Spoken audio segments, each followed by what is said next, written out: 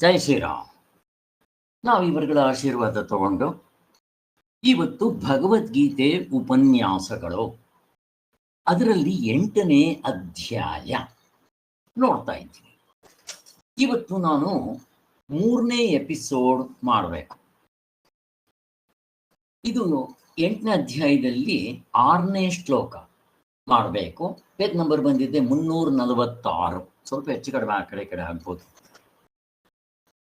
ಆದರೂ ಹಿಂದೆ ಆಗಿದ್ದು ಏನು ನೆನೆಸ್ಕೊಂಡು ಹೋಗ್ಬೇಕಲ್ವಾ.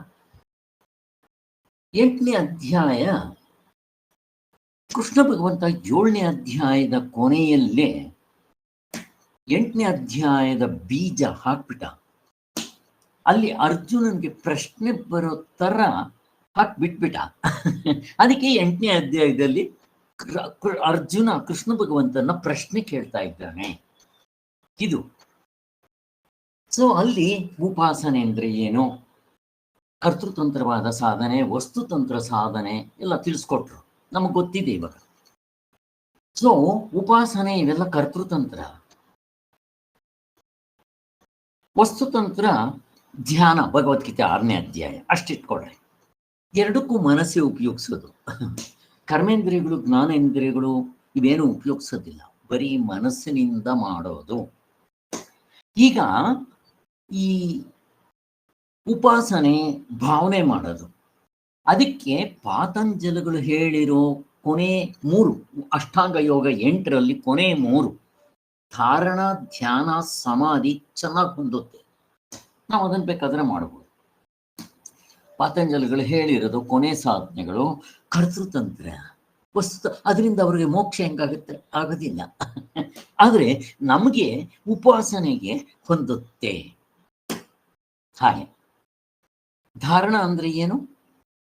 ಯಾವುದಾದ್ರೂ ಒಂದನ್ನು ಹಿಡ್ಕೊಂಡು ಸತತವಾಗಿ ಹೇಳ್ತಾ ಇರಬೇಕು, ಹೇಳ್ಕೊತಾ ಇರಬೇಕು, ಮನಸ್ಸಿನಲ್ಲಿ ಭಾವನೆ ಮಾಡ್ತಾ ಇರಬೇಕು, ಹೇಳ್ಕೊತಾ ಇರಬೇಕು ಮನಸ್ಸಿನಿಂದ. ಇದನ್ನ ಧಾರಣ ಅಂತಾರೆ. ಧ್ಯಾನ ಅಂದ್ರೆ ಏನು? ಎಫರ್ಟ್ಲೆಸ್ ಆಗ್ಬೇಕದು. ನಾನೇನು ಮಾಡ್ತಾ ಇರ್ತೀನೋ ಅದು ಎಫರ್ಟ್ಲೆಸ್, ಸಹಜವಾಗಿ ಮನಸ್ಸಿನಲ್ಲಿ ಎಫರ್ಟ್ಲೆಸ್, ಚಾಯ್ಸ್ಲೆಸ್ ಆಗಿ ಆಗ್ತಾ ಇರಬೇಕು. ಕಂಟಿನ್ಯೂಸ್ ಆಗಿ ತೈಲ ಧಾರೆಯಾಗಿ ಶಿವನ್ ಲಿಂಗದ ಮೇಲೆ. ಅದು ಧಾರಣ. ಧ್ಯಾನ, ಸಮಾಧಿ ಅಂದ್ರೆ ನಾವು ಆ ನಮ್ಮ ಮನಸ್ಸು ಅಲ್ಲಿ ಬಿಟ್ಟು ಬಿಡಬೇಕು. ಸಮಾಧಿ.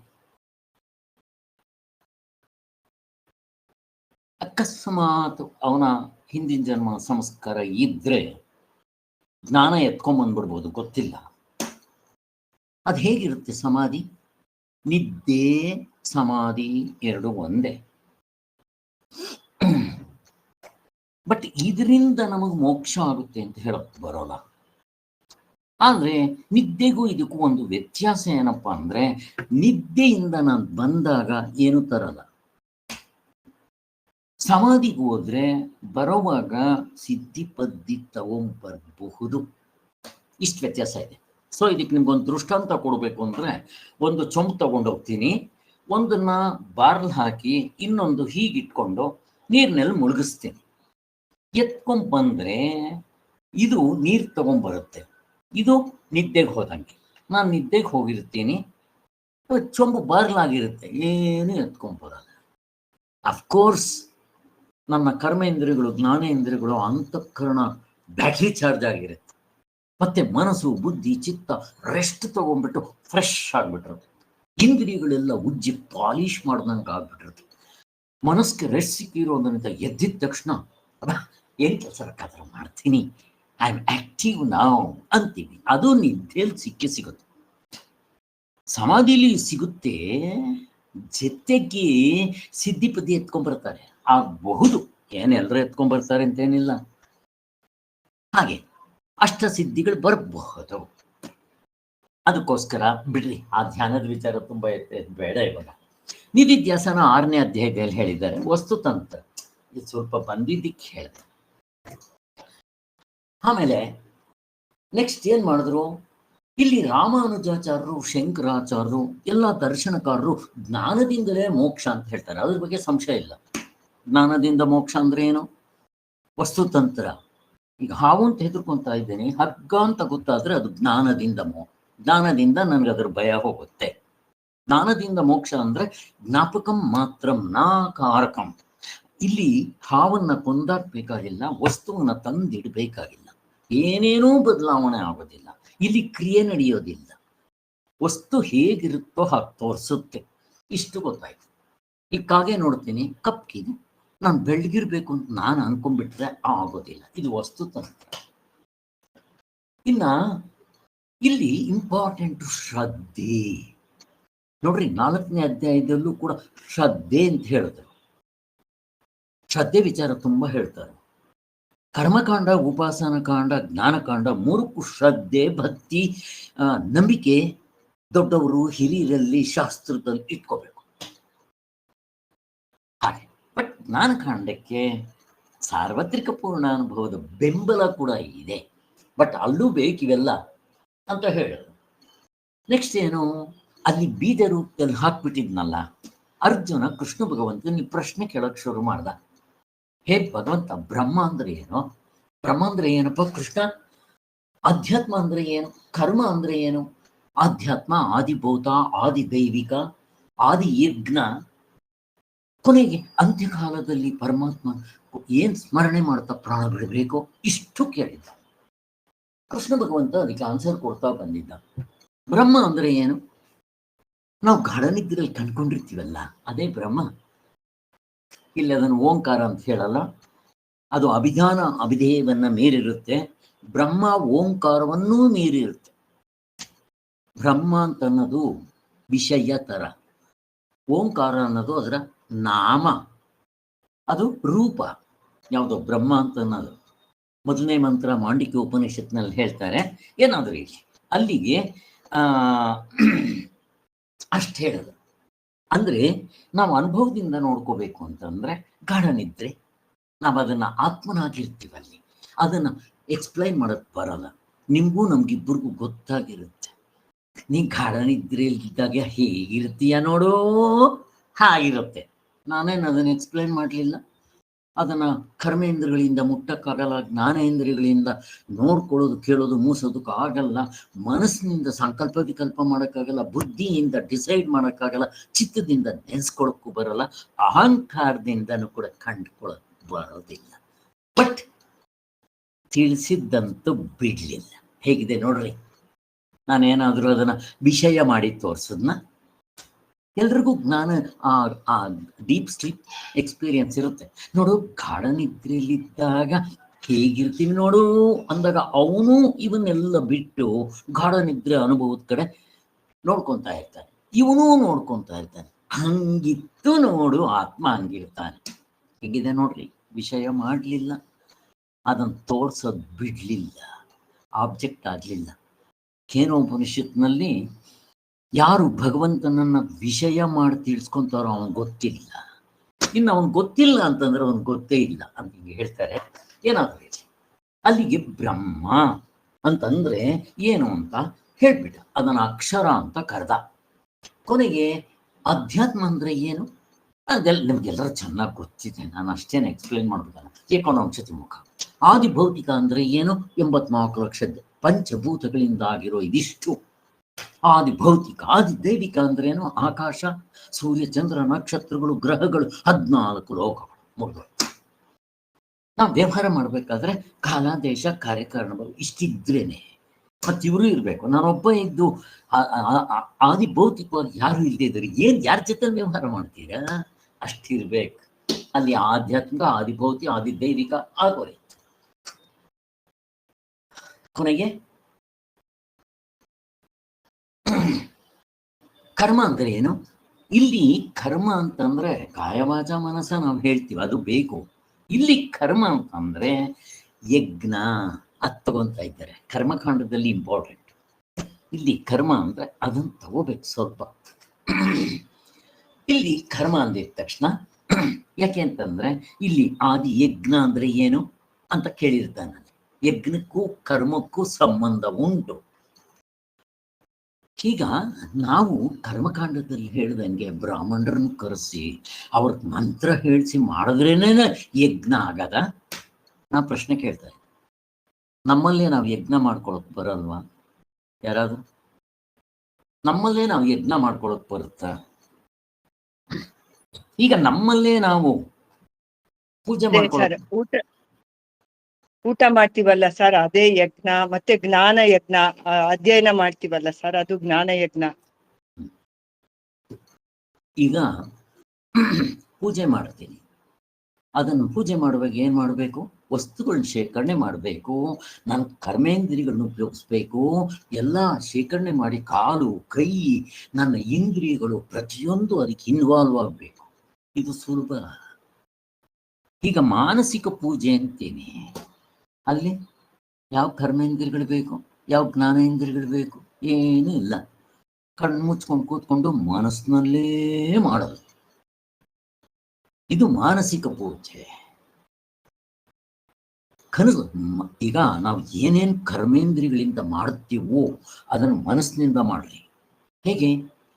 ಈಗ ನೀವು ಪೂಜೆ ಮಾಡಬೇಕಾದ್ರೆ ಫಸ್ಟ್ ಎದ್ದು ಸ್ನಾನ ಮಾಡಬೇಕು, ಅದನ್ನು ಮಾನಸಿಕವಾಗಿ ಮಾಡ್ರಿ.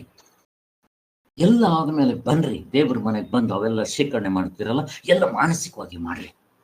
ಮಾಡಿದ್ದೆ ಇಲ್ಲಿ ಹೂವ ಗೀವ ಏನೂ ಬೇಕಾಗಿಲ್ಲ, ನೀವು ಮನಸ್ಸಿನಿಂದಲೇ ಅವನ್ನೆಲ್ಲ ಅರ್ಪಿಸ್ತಾ ಬನ್ರಿ. ಇದು ತುಂಬಾ ಗ್ರೇಟ್. ಇದಕ್ಕೆ ಫಲ ಜಾಸ್ತಿ. ಬರೀ ಮನಸ್ಸಿನಿಂದ ಮಾಡಿದ್ರೆ ಫಲ ಜಾಸ್ತಿ. ಹೇಗಿದೆ? ಇದು ಅರ್ಥ ಆಗ್ಬೇಕು ನನಗೆ. ಯಾರಾದ್ರೂ ದೃಷ್ಟಾಂತ ಕೊಡ್ತೀರಾ? ಇದು ಅರ್ಥ ಆಗೋದಕ್ಕೆ ಮನಸ್ಸಿನಿಂದ ಮಾಡೋದಕ್ಕೆ ಹೆಚ್ಚು. ಕರ್ಮೇಂದ್ರಿಯಗಳು ಜ್ಞಾನೇಂದ್ರಿಯಗಳನ್ನು ಮಾಡೋದ್ರಿಂದ ಸಿಗುತ್ತೆ, ಅದು ಸೂಕ್ಷ್ಮ ಮನಸ್ಸಿನಿಂದ ಮಾಡೋದು, ಬಟ್ ಫಲ ಕೂಡ ಜಾಸ್ತಿ. ಈಗ ನಾನು ಕಾಯ ಮಾಡೋದಕ್ಕಿಂತ ವಾಚ ಎಷ್ಟು ಜಾಸ್ತಿ ಫಲ. ಈ ಕಾಯ ವಾಚ ನಿಲ್ಲಿಸಿ ಬರೀ ಮನಸ್ಸಿನಿಂದ ಮಾಡೋದಿಕ್ಕೆ ಹೆಚ್ಚು ಫಲ. ನಾನು ಯಾವಾಗಲೂ ದೃಷ್ಟಾಂತ ಕೊಡ್ತೀನಿ. ಊರಾಚೆ ಒಬ್ಬ ಸನ್ಯಾಸಿ ಮತ್ತೆ ಒಂದು ವೇಶ್ಯೆ ಮನೆ. ಅದ್ ನೆನ್ಸ್ಕೊಳ್ರಿ, ನಾನು ಹೇಳಕ್ ಬರಲ್ಲ. ಯಾರಿಗ ಗೊತ್ತಿಲ್ದಿದ್ರೆ ಹೇಳ್ರಿ, ಅವ್ರಿಗೆ ಹೇಳ್ತೀನಿ. ಅವ್ರಿಗೋಸ್ಕರ ಗೊತ್ತಿದ್ರೆ ನಾನು ಮುಂದಕ್ಕೆ ಹೋಗಿ ನಿಮ್ಗೆ ಸ್ಪಷ್ಟವಾಗಿ ಅರ್ಥ ಆಗ್ಬೇಕು ಅಂದ್ರೆ. ಸರ್, ಇದು ಒಂದು ಕತೆ ಬರುತ್ತಲ್ಲ ಸರ್, ಒಂದು ಗುರುಗಳ ಹತ್ರ ಕೇಳ್ತಾನೆ, ನನ್ಗೆ ದೇವ್ರನ್ನ ತೋರಿಸ್ತೀರಾ ಅಂತ ಹೇಳ್ತಾರೆ. ಅವಾಗ ಅವರು ಕಣ್ಮುಚ್ಕೋ, ನೀನು ನಾನು ಹೇಳ್ತಾ ಹೋಗ್ತೀನಿ, ನೀನ್ ಅದೇ ತರ ಫಾಲೋ ಮಾಡ್ಕೊಂಡು ಹೋಗ್ತಾ ಇರ್ಬೇಕು ಅಂತ. ಅವ್ನು ತುಂಬಾ ಜಿಪುಣ. ಎಷ್ಟು ಜಿಪುಣ ಅಂದ್ರೆ ಯಾರು ಏನಾರು ಒಂದು ಅವನ ಹತ್ರ ಈಸ್ಕೊಂಡ್ರು ಕಿತ್ಕೊಂಡ್ ವಾಪಸ್ ಇಟ್ಕೊಂಡ್ಬಿಡ್ತಾನೆ, ಅಷ್ಟು ಜಿಪುಣ ಅವನು. ಅವನು ದೇವ್ರನ್ನ ಕೇಳ್ತಾನೆ. ಅದಕ್ಕೆ ಅವರು ಹೇಳ್ತಾರೆ, ನಾನ್ ಹೇಳ್ದಂಗ್ ನೀನ್ ಫಾಲೋ ಮಾಡ್ಕೊಂಡು ಹೋಗ್ಬೇಕು, ಕಣ್ ಮುಚ್ಕೊಂಡಿರ್ಬೇಕು ಅಂತ ಹೇಳ್ತಾರೆ.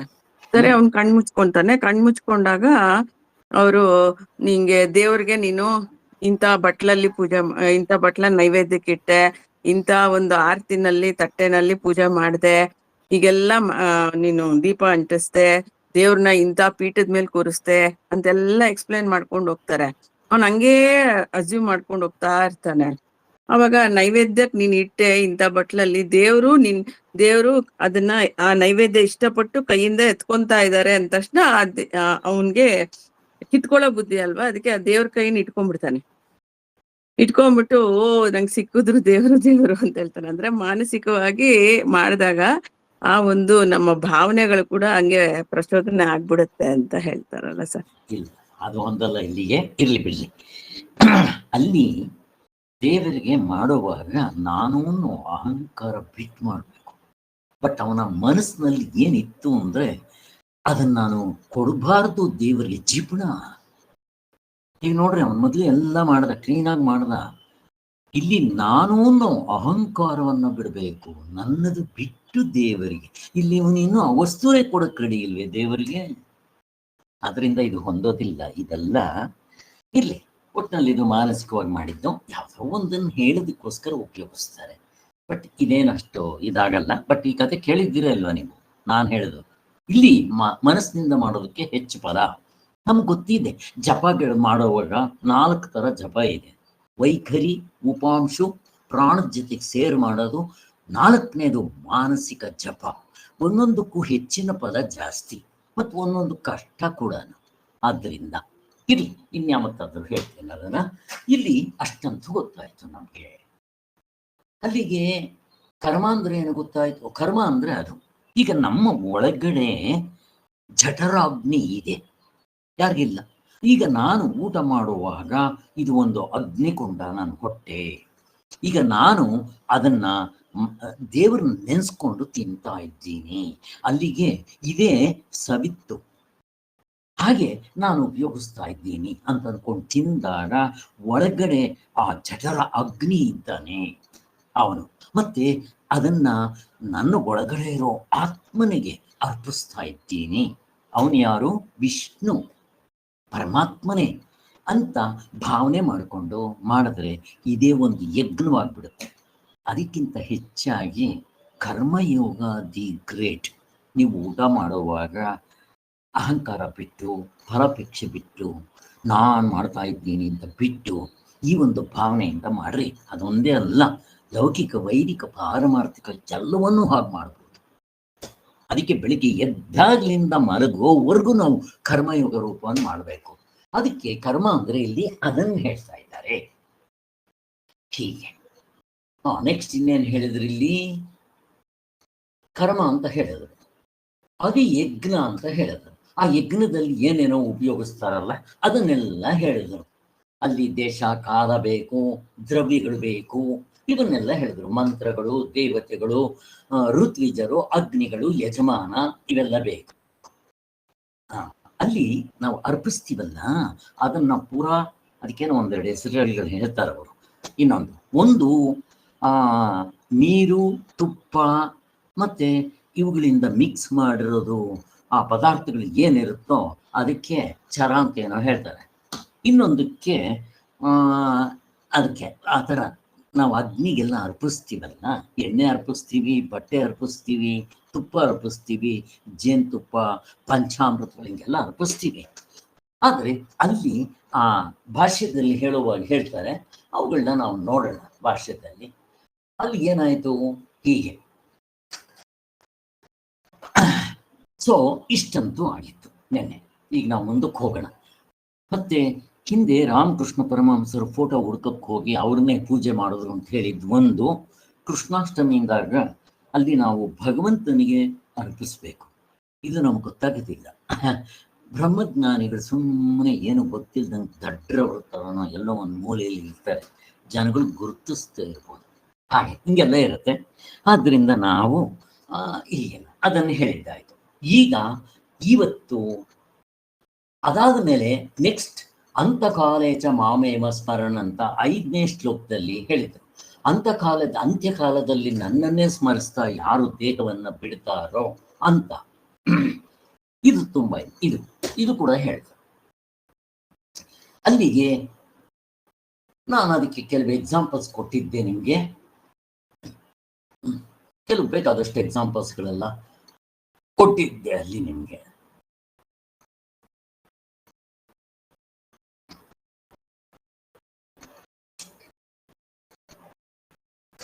ಇಲ್ಲಿ ಇದಕ್ಕೆ 8ನೇ ಅಧ್ಯಾಯಕ್ಕೆ ಅಭ್ಯಾಸ ಯೋಗ ಅಂತಾರೆ. ಇದನ್ನ ಅಭ್ಯಾಸ ಮಾಡ್ತಾ ಇರಬೇಕು. ಅಂದ್ರೆ ಜಪವು, ಧ್ಯಾನವು, ಅದನ್ನ ನೀವೇನ್ ಬೇಕಾದ್ರೂ ಕರೀರಿ, ಕರ್ತೃತಂತ್ರನೇ ಆಗಲಿ, ಅಭ್ಯಾಸ ಮಾಡ್ತಾರೆ. ಇಲ್ಲಿ ವಸ್ತುತಂತ್ರ ಸಾಧನೆ ಹೇಳಿಲ್ಲ. ಆದ್ರಿಂದ ಇದಕ್ಕೆ ಅಭ್ಯಾಸ.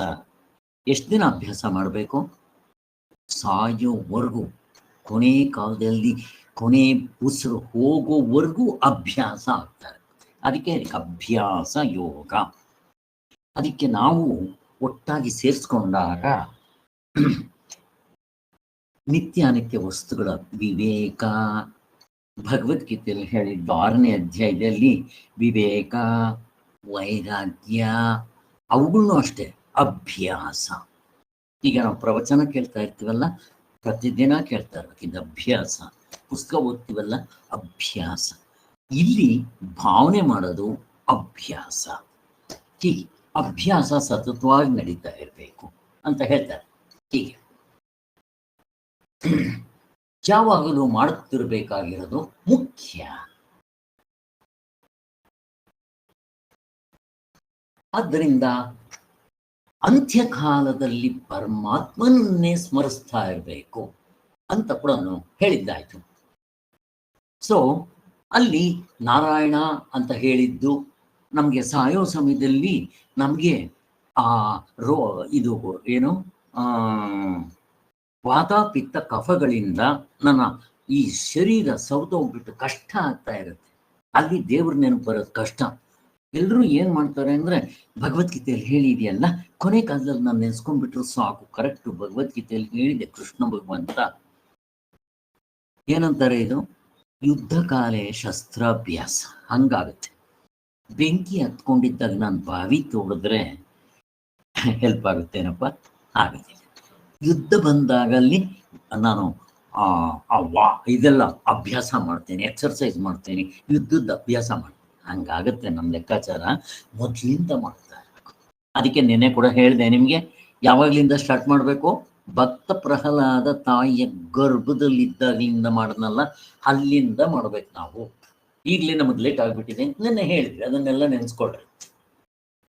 ಒಟ್ಟಿನಲ್ಲಿ ಪರಮಾತ್ಮನನ್ನೇ ಚಿಂತಿಸ್ತಾ ಇರ್ಬೇಕು, ಮತ್ತೇನೂ ಅಲ್ಲಿ ಚಿಂತನೆ ಬರಬಾರ್ದು.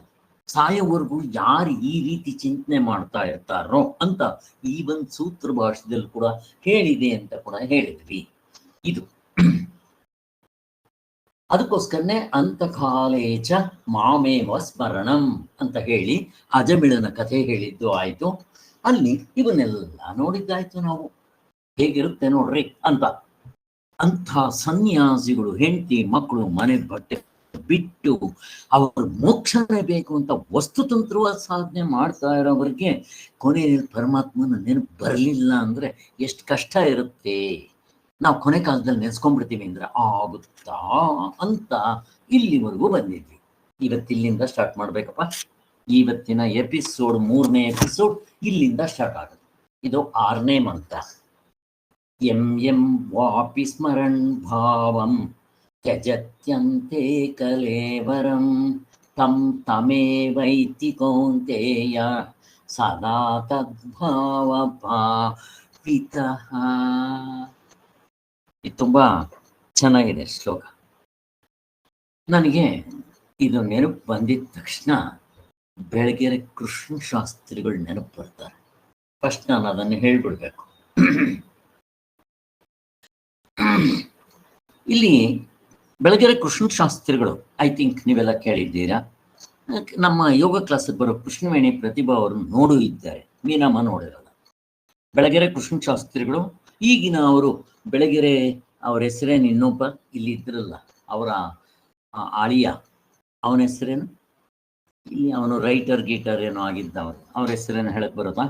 ಬೆಳಗೆರೆ ರವಿ ಬೆಳಗೆರೆ, ಎಲ್ಲ ಫೇಮಸ್, ಟಿವಿಲೆಲ್ಲ ಬರ್ತಾ ಇರ್ತಾರೆ. ನಾವು ಅವ್ರ ಮನೆಗೆಲ್ಲ ಹೋಗ್ತಾ ಇದ್ವಿ ಬೆಳಗೆರೆ ಕೃಷ್ಣ ಶಾಸ್ತ್ರಿಗಳು ನೋಡಕ್ಕೆ. ಕೊನೆಯಲ್ಲಿ ಅವರು 90 ವರ್ಷ ಇದ್ರು. ಆದ್ರಿಂದ ಅವರು ಇದು ಚೆನ್ನಾಗಿ ಹೇಳ್ತೇನೆ ಎಷ್ಟು ಚೆನ್ನಾಗಿದೆ ಅನ್ನೋದು. ಈ ಬೆಳಗೆರೆ ಕೃಷ್ಣ ಶಾಸ್ತ್ರಿಗಳ ತಂದೆ ಬಂದಿದ್ರೆ 12 ವರ್ಷಗಳ ಕಾಲ ಗುರುಕುಲದಲ್ಲಿ ಓದ್ದವರು.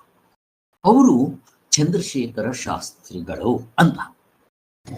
ಕೊನೆಯಲ್ಲಿ ಅವರು ಹಳ್ಳಿನಲ್ಲಿರೋ ಜನಗಳು, ಅವರು ತುಂಬಾ ಹಾಸ್ಯ, ಮಾತಾಡಿದ್ರೆ ಹಾಸ್ಯ. ಅವ್ರ ಜೊತೆನಲ್ಲಿ ಯಾರಾದ್ರೂ ಒಂದು ಅರ್ಧ ಗಂಟೆ ಮಾತಾಡ್ಬಿಟ್ರೆ ಫ್ರೆಂಡ್ ಆಗ್ಬಿಡ್ತಾರೆ, ಕ್ಲೋಸ್ ಫ್ರೆಂಡ್ ಆಗ್ಬಿಡ್ತಾರೆ. ಮತ್ತೆ ಅವ್ರನ್ನ ಬಿಡೋದಕ್ಕೆ ಮನ್ಸು ಬರಲ್ಲ. ಮತ್ತೆ ಅವ್ರ ಜೋಕ್ಸು ನಗಿಸ್ಕೊಂಡು ನಗ್ತಾ ಅವ್ರು ಹೇಳಿದ್ರೆ ಸಾಕು ನಗ್ ಬರಬೇಕು. ಅವ್ರದ್ದೊಂದು ಜೋಕ್ ಹೇಳ್ತೀನಿ ನೋಡ್ರಿ. ನಗ್ತಾ ಇರೋರ ಬಾಯಿನಲ್ಲಿ ಬೆಣ್ಣೆ, ಅಳೋರ ಮುಖದಲ್ಲಿ ಗೊಣ್ಣೆ. ಯಾರಂಗ್ ನೋಡ್ ಬರಲ್ಲ. ಎಷ್ಟು ಚೆನ್ನಾಗಿದೆ ನೋಡ್ರಿ. ಇಂಥವು ಹೇಳ್ತಾ ಇದ್ರು ಅವರು ಏನಂತಾರೆ, ಹಾಸು ಕವಿ. ಯಾವಾಗ ಏನ್ ಸಿಕ್ಕಿದ್ರೆ ಅದೇ ಠಕ್ ಅಂತ ಹೇಳ್ಬಿಡೋದು. ಹೀಗೆ ಸಾಂಸ್ಕೃತಿಕ ಇನ್ಸ್ಟಿಟ್ಯೂಟ್ ಎಲ್ಲ ಗೊತ್ತಿತ್ತವ್ರಿಗೆ. ಎಷ್ಟು ಚೆನ್ನಾಗಿದೆ ನೋಡ್ರಿ. ನಗುವರ ಮುಖದಲ್ಲಿ ಬೆಣ್ಣೆ, ನಗ್ತಾ ಇದ್ರೆ ಏನ್ ಕಾಣಿಸುತ್ತೆ? ಹಲ್ಲು ಬೆಣ್ಣೆನಂತೆ. ಅಳವರ ಮುಖದಲ್ಲಿ ಗುಣೆ, ಅಳ್ತಾ ಇದ್ರೆ ಮುಖದಲ್ಲಿ ಮಕ್ಕಳಿಗೆ ಏನ್ ಬರುತ್ತೆ? ದೊಡ್ಡವ್ರಿಗೆ ಎಲ್ರಿಗೂ ಗೊಣ್ಣೆ ತಾನೆ ಬರೋದು, ಬೇಕಾ ಅಂತ ಹಿಂಗೆ ನಗಿಸ್ತಾ ಇದ್ರು ಅವರು. ಇಲ್ಲಿ ಯಾಕೆ ಹೇಳ್ತಾ ಇದ್ದೀನಿ, ಇದು ಈ ಮಂತ್ರಕ್ಕೂ ಅದಕ್ಕೂ ಏನು ವ್ಯತ್ಯಾಸ ಅಂತ ಅಂದ್ರೆ, ಈ ಬೆಳಗೆರೆ ಕೃಷ್ಣ ಶಾಸ್ತ್ರಿಗಳು ಅವರು ರಮಣ ಮಹರ್ಷಿಗಳಲ್ಲಿ 6 ತಿಂಗಳಿದ್ದವರು, ಕನ್ನಂಗಡ ಆಶ್ರಮದಲ್ಲಿ 6 ತಿಂಗಳಿದ್ದವರು, ಮತ್ತೆ ಗಾಂಧೀಜಿನ ಇಲ್ಲಿ ಬೆಂಗಳೂರಿನಲ್ಲಿ 1 ತಿಂಗಳು ಅವ್ರ ಜೊತೆಯಲ್ಲಿ ಇದ್ದವರು, ಅವ್ರ ಸ್ಟೂಡೆಂಟ್ ಆಗಿದ್ದಾಗ. ಗಾಂಧೀಜಿ ವಿಚಾರ ಬಂದಾಗ ಯಾವಾಗಲಾದ್ರೂ ಹೇಳ್ತೀನಿ, ಸ್ವತಂತ್ರ ದಿನಾಚರಣೆ ಏನೇನಾದ್ರೂ ಬರುತ್ತಲ್ಲ, ಜ್ಞಾಪಕ ಮಾಡಿ, ತುಂಬಾ ಚೆನ್ನಾಗಿದೆ. ಹಾಗೆ ಅವರು ಇವರು ಗುರುಕುಲದಲ್ಲಿ ಓದ್ದವರಲ್ಲ, ಬೆಳಗೆರೆ ಕೃಷ್ಣ ಶಾಸ್ತ್ರಿಗಳ ತಂದೆ ಚಂದ್ರಶೇಖರ ಶಾಸ್ತ್ರಿಗಳು. ಅವ್ರನ್ನ ಯಾವಾಗ್ಲೂ ಕೇಳ್ತಾ ಇದ್ರು, ಅಪ್ಪ ಎಂ ವಾಪಿ ಸ್ಮರಣ್ ಭಾವಂ ತ್ಯಜಂತೆ ಕಲೇವರಂ ತಂ ತಮೇವ ಕೌಂತೆಯ ಸದಾ ತದ್ಭಾವ ಭಾವಿತ. ಅದರ ಅರ್ಥ ಹೇಳಪ್ಪ ಅಂತ ಕೇಳ್ತಾ ಇದ್ರು. ಅವ್ರು ಮಾತಾಡ್ತಾ ಇರಲಿಲ್ಲ, ಸುಮ್ಮನೆ ಇರ್ತಾ ಇದ್ರು. ಹಾಗೆ ಕಣ ಹಾಗೆ ಹೇಳಿ ಅಂದ. ಇವ್ರು ಯಾವಾಗ ಕೇಳಿದ್ರು ಅಷ್ಟೇ ಹೇಳ್ತಾ ಇದ್ದ. ಕೊನೆಗೆ ಏನಾಯಿತು, ಇವರು ಒಂದು ಸಲ ಇದ್ದಂಗೆ ಅವ್ರಿಗೇನು ಕಾಯಿಲೆ ಇಲ್ಲ, ಕಸಾಲೆ ಇಲ್ಲ, ಏನೇ ಇಲ್ಲ. ಅವರು ಏ ಕೃಷ್ಣ ಗಾಡಿ ಕಟ್ಸೋ ಅಂದ್ರ. ರಾತ್ರಿ 10 ಗಂಟೆಯಲ್ಲಿ, 9 ಗಂಟೆಯಲ್ಲೋ 10 ಗಂಟೆಯಲ್ಲೋ ಅಥವಾ 8 ಗಂಟೆ ಏನೋ. ಎಲ್ಲಿಗಪ್ಪ ಅಂದ್ರಂತ. ನಮ್ಮ ಮನೆ ಇದೆಯಲ್ಲೋ ಬೆಳಗೆರೆನಲ್ಲಿ, ಅಲ್ಲಿಗೆ ಹೋಗ್ಬೇಕು ನಾನು. ಏನಪ್ಪ ಇಷ್ಟೊತ್ತಿನಲ್ಲಿ ಹೇಳ್ತೀಯ, ಬಾಡಿಗೆ ಕೊಟ್ಬಿಟ್ಟಿದ್ದೀವಿ, ಅವ್ರು ಯಾರೋ ಡಾಕ್ಟ್ರ್ ಇದ್ದಾರೆ, ಇಷ್ಟೊತ್ತಿನಲ್ಲಿ ಹೋಗಿ ಅವ್ರನ್ನ ಎಬ್ಬಿಸ್ಬೇಕಪ್ಪ, ಬೆಳಗ್ಗೆ ಹೋಗೋಣಪ್ಪ ಅಂದ್ರೆ. ಸರಿ ಸುಮ್ಮನೆ ಆದ್ರು 1 ಕಾಲು ಗಂಟೆ ಆದಮೇಲೆ, ಇಲ್ಲ ಕಣೋ ಹೋಗ್ಬೇಕಣ ಅಂದ್ರಂತ. ಕೊನೆಗೆ ಅವರು ಹಳ್ಳಿಯವರೆಲ್ಲ ಗೊತ್ತಲ್ವ, ಅಲ್ಲಿ ಸುತ್ತಮುತ್ತಲು ಮೇಷ್ಟ್ರಾಗಿದ್ದವರು. ಇವರು ಟ್ರಾನ್ಸ್ಫರ್ ಆಗುತ್ತೆ ಅಲ್ಲಲ್ಲಿ. ಅವ್ರ ತಂದೆ ಜೊತೆನಲ್ಲಿ ಎಲ್ಲಾದರೂ ಹೋಗೋದು. ಇವ್ರಿಗೆ ಹೆಂಡತಿ ಇಲ್ಲ, ಇವ್ರಿಗೂ ಹೆಂಡತಿ ಇಲ್ಲ. ಹೀಗೆ ಇವರಿಬ್ಬರೇ ಇರ್ತಾ ಇದ್ರು, ಅಡುಗೆ ಗಿಡಿಗೆ ಮಾಡಿಕೊಂಡು. ಅವರು ಹಳ್ಳಿಯವ್ರ ಜೊತೆನಲ್ಲಿ ಮಾತಾಡಿಕೊಂಡು ನಗಿಸ್ಕೊಂಡು ಸಾಯಂಕಾಲದ ಹೊತ್ತು ಅವ್ರಿಗೆಲ್ಲ ಒಳ್ಳೆ ವಿಚಾರಗಳು ಹೇಳ್ಕೊಂಡು ಕಾಲ ಕಳ್ಕೊಂಡು ಇರ್ತಾ ಇತ್ತು. ಹೀಗೆ ಸರಿ ಹಳ್ಳಿಯವರು ಕೂಡ ಬಂದಿದ್ದೆ, ನೋಡಪ್ಪ ದೊಡ್ಡವರು ಏನೋ ಹೇಳ್ತಾ ಇದ್ದಾರೆ, ನಾವು ಹಾಗೆ ಮಾಡಿಬಿಡೋದು ಒಳ್ಳೇದು ಅಂಥೇಳಿ 2 ಗಾಡಿಗಳು ಕಟ್ಟಿ, ಅದರಲ್ಲಿ ಇವರೆಲ್ಲ ಒಂದು ಗಾಡಿ, ಇನ್ನೊಂದು ಗಾಡಿಯಲ್ಲಿ ಹಳ್ಳಿಯವರೆಲ್ಲ ಸೇರಿ ರಾತ್ರಿ ಬಿಟ್ಟರು. ಬೆಳಗಿನ ಜಾವ 4 ಗಂಟೆಗೆ ಬೆಳಗೆರೆ ಅಂತ ಇವರು ಹುಟ್ಟಿ ಬೆಳೆದಿದ್ದ ಊರು, ಇವ್ರ ಸ್ವಂತ ಮನೆ ಇತ್ತಲ್ಲಿ. ಅಲ್ಲಿ ಹೋಗಿದ್ದೆ. ಅವ್ರ ಮನೆ ಬಾಗಿಲು ತೊಟ್ಟೋದ್ರು. ಬಾಗಿಲು ತೆಗೆದ್ರಿ, ಏನ್ ಸ್ವಾಮಿ ಇಷ್ಟೊತ್ತಿನಲ್ಲಿ ಬಂದ್ಬಿಟ್ಟಿದ್ದೀರಾ? ಏನಿಲ್ಲಪ್ಪ, ನಮ್ಮ ತಂದೆ ಏನೋ ಆಸೆ ಪಟ್ರ. ಅಯ್ಯೋ ಬನ್ನಿ ಸ್ವಾಮಿ, ನಿಮ್ಮ ಮನೆ ಇದು ಅಂತ ಕರೆದ್ರು. ಅಲ್ಲೆಲ್ಲ ಹಾಲ್ನಲ್ಲಿ ಹೋದ್ರು. ಬೆಳಿಗ್ಗೆ 4 ಗಂಟೆನೇ ಏನೋ ಎಲ್ಲರೂ ಕೂತ್ಕೊಂಡ್ರು.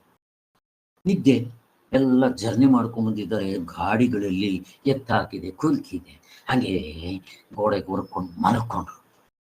6 ಗಂಟೆ ಅಷ್ಟೊತ್ತಿಗೆ ಎಲ್ಲರೂ ಬಂದ್ರಪ್ಪ ಅಂತ ಕರೆದ್ರಂತ. ಇವ್ರ ಪಾಪ ಅಲ್ಲೇನೋ ಒಂದು ಮಲ್ಕೊಳಕ್ಕೆ ಹಿಂಗೆ ಕೊಟ್ಟಿದ್ರು, ಅಲ್ಲೇ ಮೇಲ್ಗಡೆ ಮಲಗಿದ್ರು, ಬೆಟ್ಟರನ ಏನೋ. ಕೊನೆಗೆ ಇವ್ರು ಕರೆದ್ರಂತೆ ಎಲ್ಲರೂ ಬಂದು ಸುತ್ತಲೂ ಕೂತ್ಕೊಂಡ್ರು. ಆಗ ಇವ್ರ ಮಗನ್ ಕರೆದಿದ್ದೆ,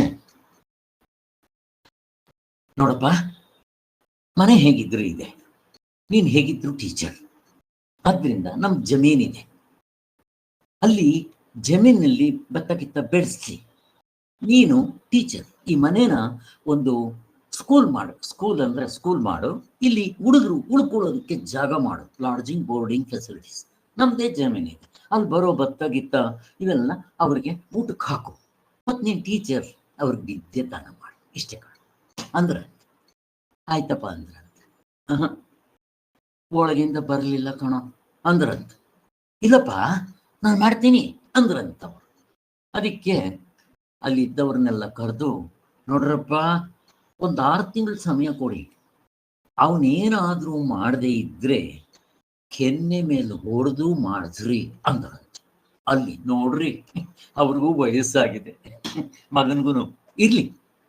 ಆಮೇಲೆ ಇನ್ನೊಂದು ಹೇಳಿದ್ರಂತೆ, ನೋಡು ನಾನು ಸತ್ರೆ ನೀನು ಈ ಶವ ಸಂಸ್ಕಾರ ಏನು ಮಾಡಬೇಡ, ತಗೊಂಡೋ ಕಡೆ ಸೊಟ್ಟ ಹಾಕ್ಬಿಡ, ಇಲ್ಲಿದ್ರೆ ನೀನು ನೋಡಪ್ಪ ಇವ್ರ ಅಪ್ಪಂದು ಸಂಸ್ಕಾರ ಮಾಡಲಿಲ್ಲ ಅಂತ ಬೈತಾರೆ, ಹೋಗ್ಬಿಡು ಕಾಶಿಗೆ ಹೋಗಲ್ಲೆಲ್ಲ ದರ್ಶನ ಮಾಡ್ಕೊಂಬ, ಅಷ್ಟೇ ಮುಗ್ದೋಯ್ತು.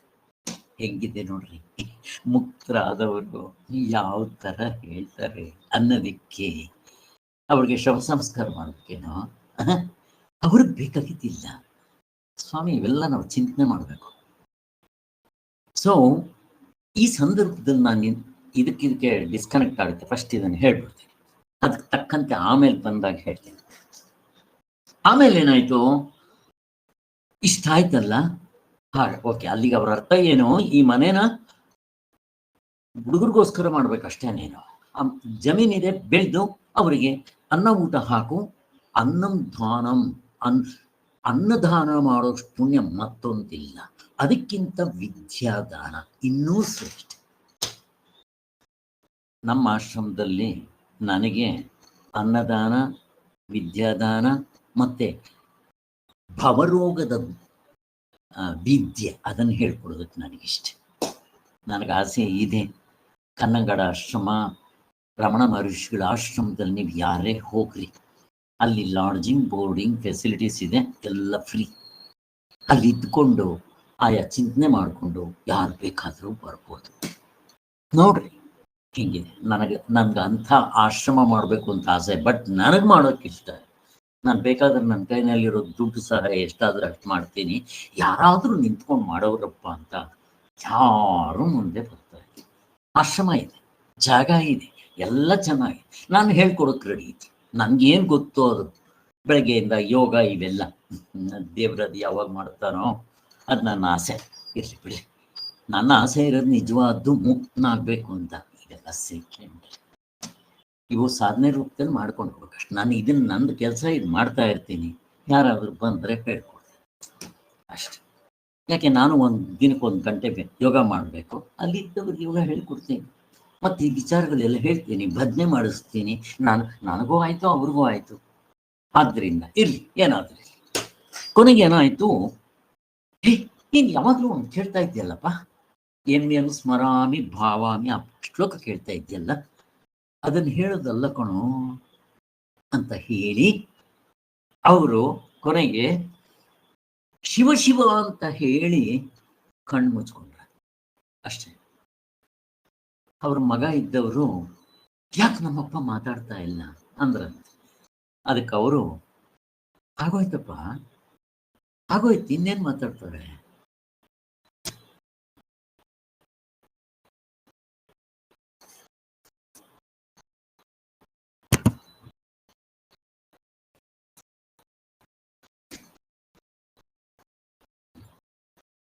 ಹೇಗಿದೆ ನೋಡಿ ಸರ್, ಇದು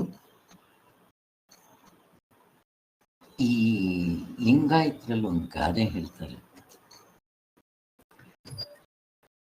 ಮುಕ್ತನಾದ ಒಂದು ಸತ್ತಿದ್ದ ನೋಡಿದ್ರೆ ಅದೇ ಒಂದು ಕಥೆ. ಅದಕ್ಕೇನೋ ಒಂದು ಇದು ಹೇಳ್ತಾರೆ, ಏನದು, ಜಂಗಮರ ಸಾವನ್ನ ನೋಡು ಅಂತ ಹೇಳ್ತಾರೆ.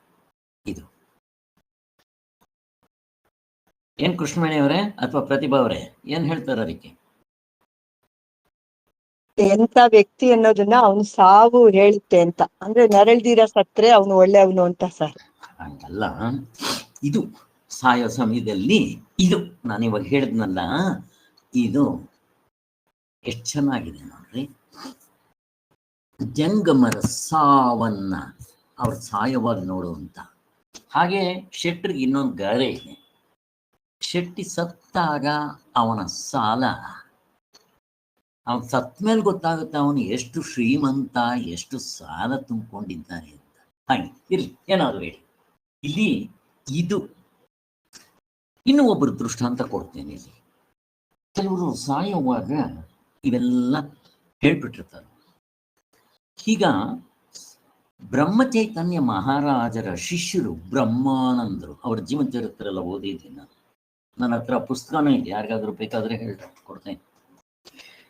ಅವರು ಬ್ರಹ್ಮಚೈತನ್ಯರ ಹತ್ರ ತುಂಬಾ ವರ್ಷಗಳಿದ್ದು ಮುಕ್ತರಾಗ್ಬಿಡ್ತಾರೆ. ಅವರು ಬಂದು ಅವರು ಕರ್ನಾಟಕದಲ್ಲಿ ಅವ್ರು ಏನು ಹೇಳಿದ್ರು ಅದನ್ನೆಲ್ಲ ಚಾಚು ತಪ್ಪದೆ ಹೇಳಿಕೊಟ್ಟವರು ಅವರೇ. ನಾನು ಅವ್ರನ್ನ ಕರೆಯೋದು ಕರ್ನಾಟಕದ ಬ್ರಹ್ಮಚೈತನ್ಯರ ಮಹಾರಾಜರು ಅಂತ ಅವ್ರನ್ನ ಕರೀತಾರೆ. ಅವ್ರನ್ನ ಏನಂತಾರೆ, 13 ಕೋಟಿಗೆ ಏನಂತಾರಪ್ಪ ಅದಕ್ಕೆ, ಎಷ್ಟು ಕೋಟಿ ಅದಕ್ಕೆ, ತೇರಾಕೋಟಿ ಸ್ವಾಮಿ ಅಂತ ಅವ್ರಿಗೆ ಹೆಸರು. ನೀವು ಯಾರೇ ಎಲ್ಲಿ ಬೇಕಾದ್ರೂ ಕರೀರಿ, ಬರ್ತಾರೆ. ದುಡ್ಡು ಕೊಡೋದ್ರಿಂದ ಅಲ್ಲ, ನೀವೆಲ್ಲ ಸೇರಿ 13 ಕೋಟಿ ಜಪ ಮಾಡಿದ್ದಾದ್ರೆ ನೀವು ಮಾಡ್ರಿ, ಎಷ್ಟು ದಿನ ಬೇಕಾದ್ ತಗೊಳ್ರಿ. ಅದಾಗಿದ ತಕ್ಷಣ ಅವ್ರು ತಿಳಿಸಿದ್ರೆ ಅಲ್ಲಿ ಬರ್ತಾರೆ, ವಿಚಾರ ಹೇಳ್ಕೊಡ್ತಾರೆ. ಅವ್ರು ತೇರಾಕೋಟಿ ಸ್ವಾಮಿ ಅಂತಾನೆ ಹೆಸರಾಗ್ಬಿಟ್ಟಿತ್ತು. ಅವರು ಸಾವು ಗೊತ್ತಾಗೋಯ್ತು ಅವರಿಗೆ. ಆಮೇಲೆ ಗೊತ್ತಾದಾಗ ಅವ್ರು ಏನ್ ಮಾಡಿದ್ರು, ಅವ್ರ ಶಿಷ್ಯರಿಗೆಲ್ಲ ಹೇಳಿ, ನೋಡಪ್ಪ, ಅವತ್ತು ನಾವೆಲ್ಲ ಅಲ್ಲಿ ಆ ನದಿ ಹತ್ರ ಹೋಗೋಣ, ನಾನು ಸತ್ತ ಮೇಲೆ ನೀವೇನು ಸಮಾಧಿ ಗಿಮಾಧಿ ಏನು ಮಾಡಬೇಡ್ರಿ. ಏನು ಮಾಡಬೇಕು, ಏನೂ ಇಲ್ಲ, ನನ್ನ ತೆಪ್ಪದಲ್ಲಿ ಕುಂಡ್ರಿಸ್ರಿ, ನೀವು ಕಟ್ಟೋ ಗಿಟ್ಟೋ ಮಲಗಿಸೋ ಏನು ಮಾಡ್ತಾರೋ ಮಾಡ್ರಿ, ಒಂದು ಮರದ್ದು ತೆಪ್ಪ ಕಟ್ರಿ, ಅಲ್ಲಿ ಕುಂಡ್ರಸ್ರಿ, ಕಲ್ಲುಗಳು ಕಟ್ಬಿಟ್ಟು ನದಿ ತೇಲ್ತಾ ಬಿಟ್ಬಿಡ್ರಿ, ಅದು ಕೆಳಕ್ಕೆ ಹೋಗ್ಬಿಟ್ಟು ಮುಳುಗ್ಬಿಡುತ್ತೆ, ಮೀನುಗಳಿಗೆ ಆಹಾರ ಆಗಲಿ ನನ್ನ ಶರೀರ. ಎಷ್ಟು ಚೆನ್ನಾಗಿದೆ ನೋಡ್ರಿ. ಹೇಗಿದೆ ಬ್ರಹ್ಮಜ್ಞಾನಿಗಳು ಸಾಯೋ ಸಮಯದಲ್ಲಿ ನಡ್ಕೊಳ್ಳೋ ರೀತಿ. ಕೊನೆಗೆ ಇನ್ನೊಬ್ಬರು, ಈ ಬೆಳಗೆರೆ ಕೃಷ್ಣ ಶಾಸ್ತ್ರಿಗಳು 18 ವರ್ಷಗಳ ಕಾಲ ಒಬ್ಬ ಗುರುಗಳ ಜೊತೆಯಲ್ಲಿ ಇದ್ರು, ಮುಕುಂದೂರ್ ಸ್ವಾಮಿಗಳ. ಮುಕುಂದೂರ್ ಸ್ವಾಮಿಗಳಿಗೆ ಇವರೆಲ್ಲ, ಬೆಳಗೆರೆ ಕೃಷ್ಣ ಶಾಸ್ತ್ರಿಗಳು ಇವರೆಲ್ಲ ಶಿಷ್ಯರು ಎಲ್ಲ ಸೇರಿದ್ದೆ, ಸ್ವಾಮಿ ನಿಮಗೆ ನಾವು ಸತ್ ಮೇಲೆ ಯಾವ ಥರ ಅವ್ರ ವಯಸ್ಸು ಎಷ್ಟೋ ಗೊತ್ತಿಲ್ಲ, 200 ವರ್ಷನೋ 230 240 ಆಗಿತ್ತು. ಸ್ವಾಮಿ ನಿಮ್ಗೆ ವಯಸ್ಸು ಎಷ್ಟು ಅಂತಂದ್ರೆ, ಅವ್ರ ಪಾಪ ವಿದ್ಯೆ ಬರಲ್ಲ, ಹೆಬ್ಬೆಟ್ಟು ಗಿರಾಕಿನೋ ಅಲ್ಲ, ಹೆಬ್ಬೆಟ್ಟು ಗೊತ್ತಿಲ್ಲ, ಏನು ಗೊತ್ತಿಲ್ಲ, ಒಡ್ರು ರಸ್ತೆ ಗಿಸ್ತೆ ಮಾಡ್ತಾರೆ ನೋಡ್ರಿ, ಟಾರ್ ರೋಡು, ಅಂಥ ಕೆಲಸ ಮಾಡೋರು, ಮುಕ್ತರಾಗ್ಬಿಟ್ಟಿದ್ರು. ಅವ್ರ ಜೀವನ ಚರಿತ್ರೆ ತುಂಬ ಚೆನ್ನಾಗಿದೆ, ಆ ಥರ ಪುಸ್ತಕ ಇದೆ, ಆವಾಗಲೇ ಒಂದು ಸ್ವಲ್ಪ ದಿವಸ ಮಾಡಿದ್ದೆ, ನಾವು ಓದ್ಕೋಬೋದು, ಅರ್ಥ ಆಗುತ್ತೆ. ಇಂಥವೆಲ್ಲ ಓದ್ತಾ ಇರಬೇಕು. ಬ್ರಹ್ಮಜ್ಞಾನಿಗಳ ಜೀವನ ಚರಿತ್ರೆ ಓದಿದ್ರೆ ನಮಗೆ ನಾವು ಹಂಗೆ ಆಗಬೇಕು ಅಂತ ಆಸೆ ಹುಟ್ಟಬೇಕು. ಆಯ್ತು. ಆಮೇಲೆ ಅವ್ರದ್ದು ಏನಾಯ್ತು ಕೇಳಿದ್ರು ಇವರೆಲ್ಲ, ಸ್ವಾಮಿ ಎಲ್ಲಿ ಸಮಾಧಿ ಮಾಡಬೇಕು ಅಂತ. ಸಮಾಧಿ ಬದುಕಿದ್ದಾಗ ಮಾಡ್ಕೋಬೇಕಂಡ್ರೆ ಸತ್ಮೇಲೆ ಮಾಡ್ಕೊಂಡು ಸಮಾಧಿತು. ಎಷ್ಟು ಚೆನ್ನಾಗಿದೆ ನೋಡ್ರಿ, ಬದುಕಿರುವಾಗ್ಲ ಮುಕ್ತರಾಗಬೇಕು, ಸತ್ಮೇಲೆ ಎಂಥದ್ದು ಸಮಾಧಿ. ಮತ್ತೇನ್ ಮಾಡ್ಬೇಕು ಸ್ವಾಮಿ ಅಂದಾಗ, ಸತ್ತಾಗ ಆ ಕಾಲುಗಳು ಹೆಬ್ಬೆಟ್ಟಿಗೆ ಈ ಮರದ್ದು ಇದು ಬಳ್ಳಿ ಕಟ್ಟಿ ಆ ಕಡೆ ಕಾಡಿಗೆ ಎಳದಾಕ್ ಬಿಟ್ಬಿಡ್ರು. ಆ ಕಡೆ ಯಾವ್ದಾದ್ರು ಪ್ರಾಣಿಗಳಿಗೆ ಆಹಾರ, ಹುಲಿ ಗಿಲಿ ಹಂದಿ ನಾಯಿ ತಿನ್ಕೊಳ್ಳಿ. ಬ್ರಹ್ಮಜ್ಞಾನಿಗಳು ಸತ್ರೆ ಏನ್ ಮಾಡ್ಬೇಕು ಅಂತ ಹೇಳ್ತಾರೆ ನೋಡಿ ಸ್ವಾಮಿ, ಎಷ್ಟು ಚೆನ್ನಾಗಿದೆ.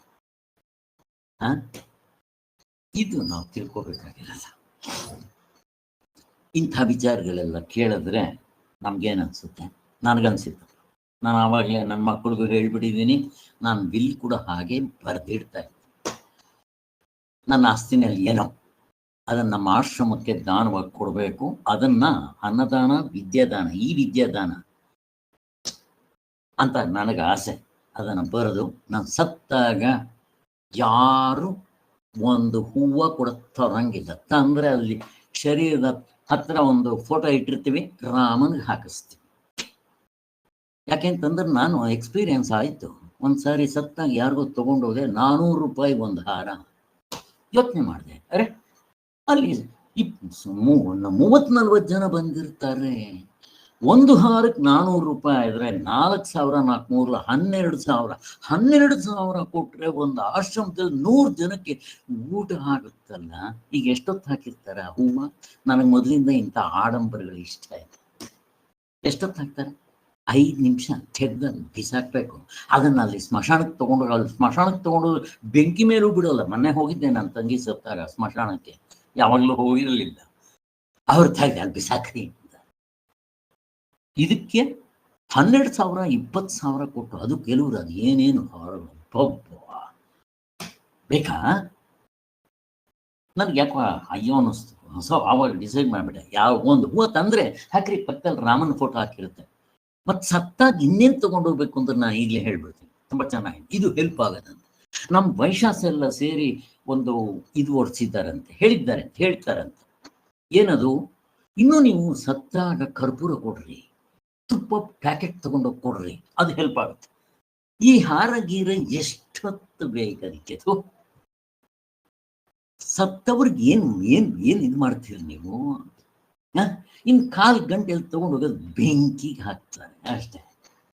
ಕೂತಿದ್ರೆ ಎಷ್ಟೋ ಒಳ್ಳೇದು, ಗೊಬ್ಬರ ಆದರೂ ಆಗುತ್ತೆ. ಬೆಂಕಿಗೆ ಹಾಕ್ಬೇಕಾದ್ರೆ ಆ ಸೌದೆ ಖರ್ಚು, ಕರೆಂಟ್ ಖರ್ಚು, ನನಗೆ ಅದೂ ಬೇಸರ. ಬಟ್ ಊತೋದಕ್ಕೆ ಜಾಗ ಇವೆ, ಏನ್ ಮಾಡೋದು? ಹಿಂದಿನ ಕಾಲದಲ್ಲಿ ಅದು ಹೇಗೆ ಬಂತು ನನಗೆ ಗೊತ್ತಿಲ್ಲ ನೋಡ್ರಿ. ಅನ್ನದಿಂದ ಬಂದದ್ದು ಅನ್ನಕ್ಕೆ ಹೋಗ್ಬೇಕು.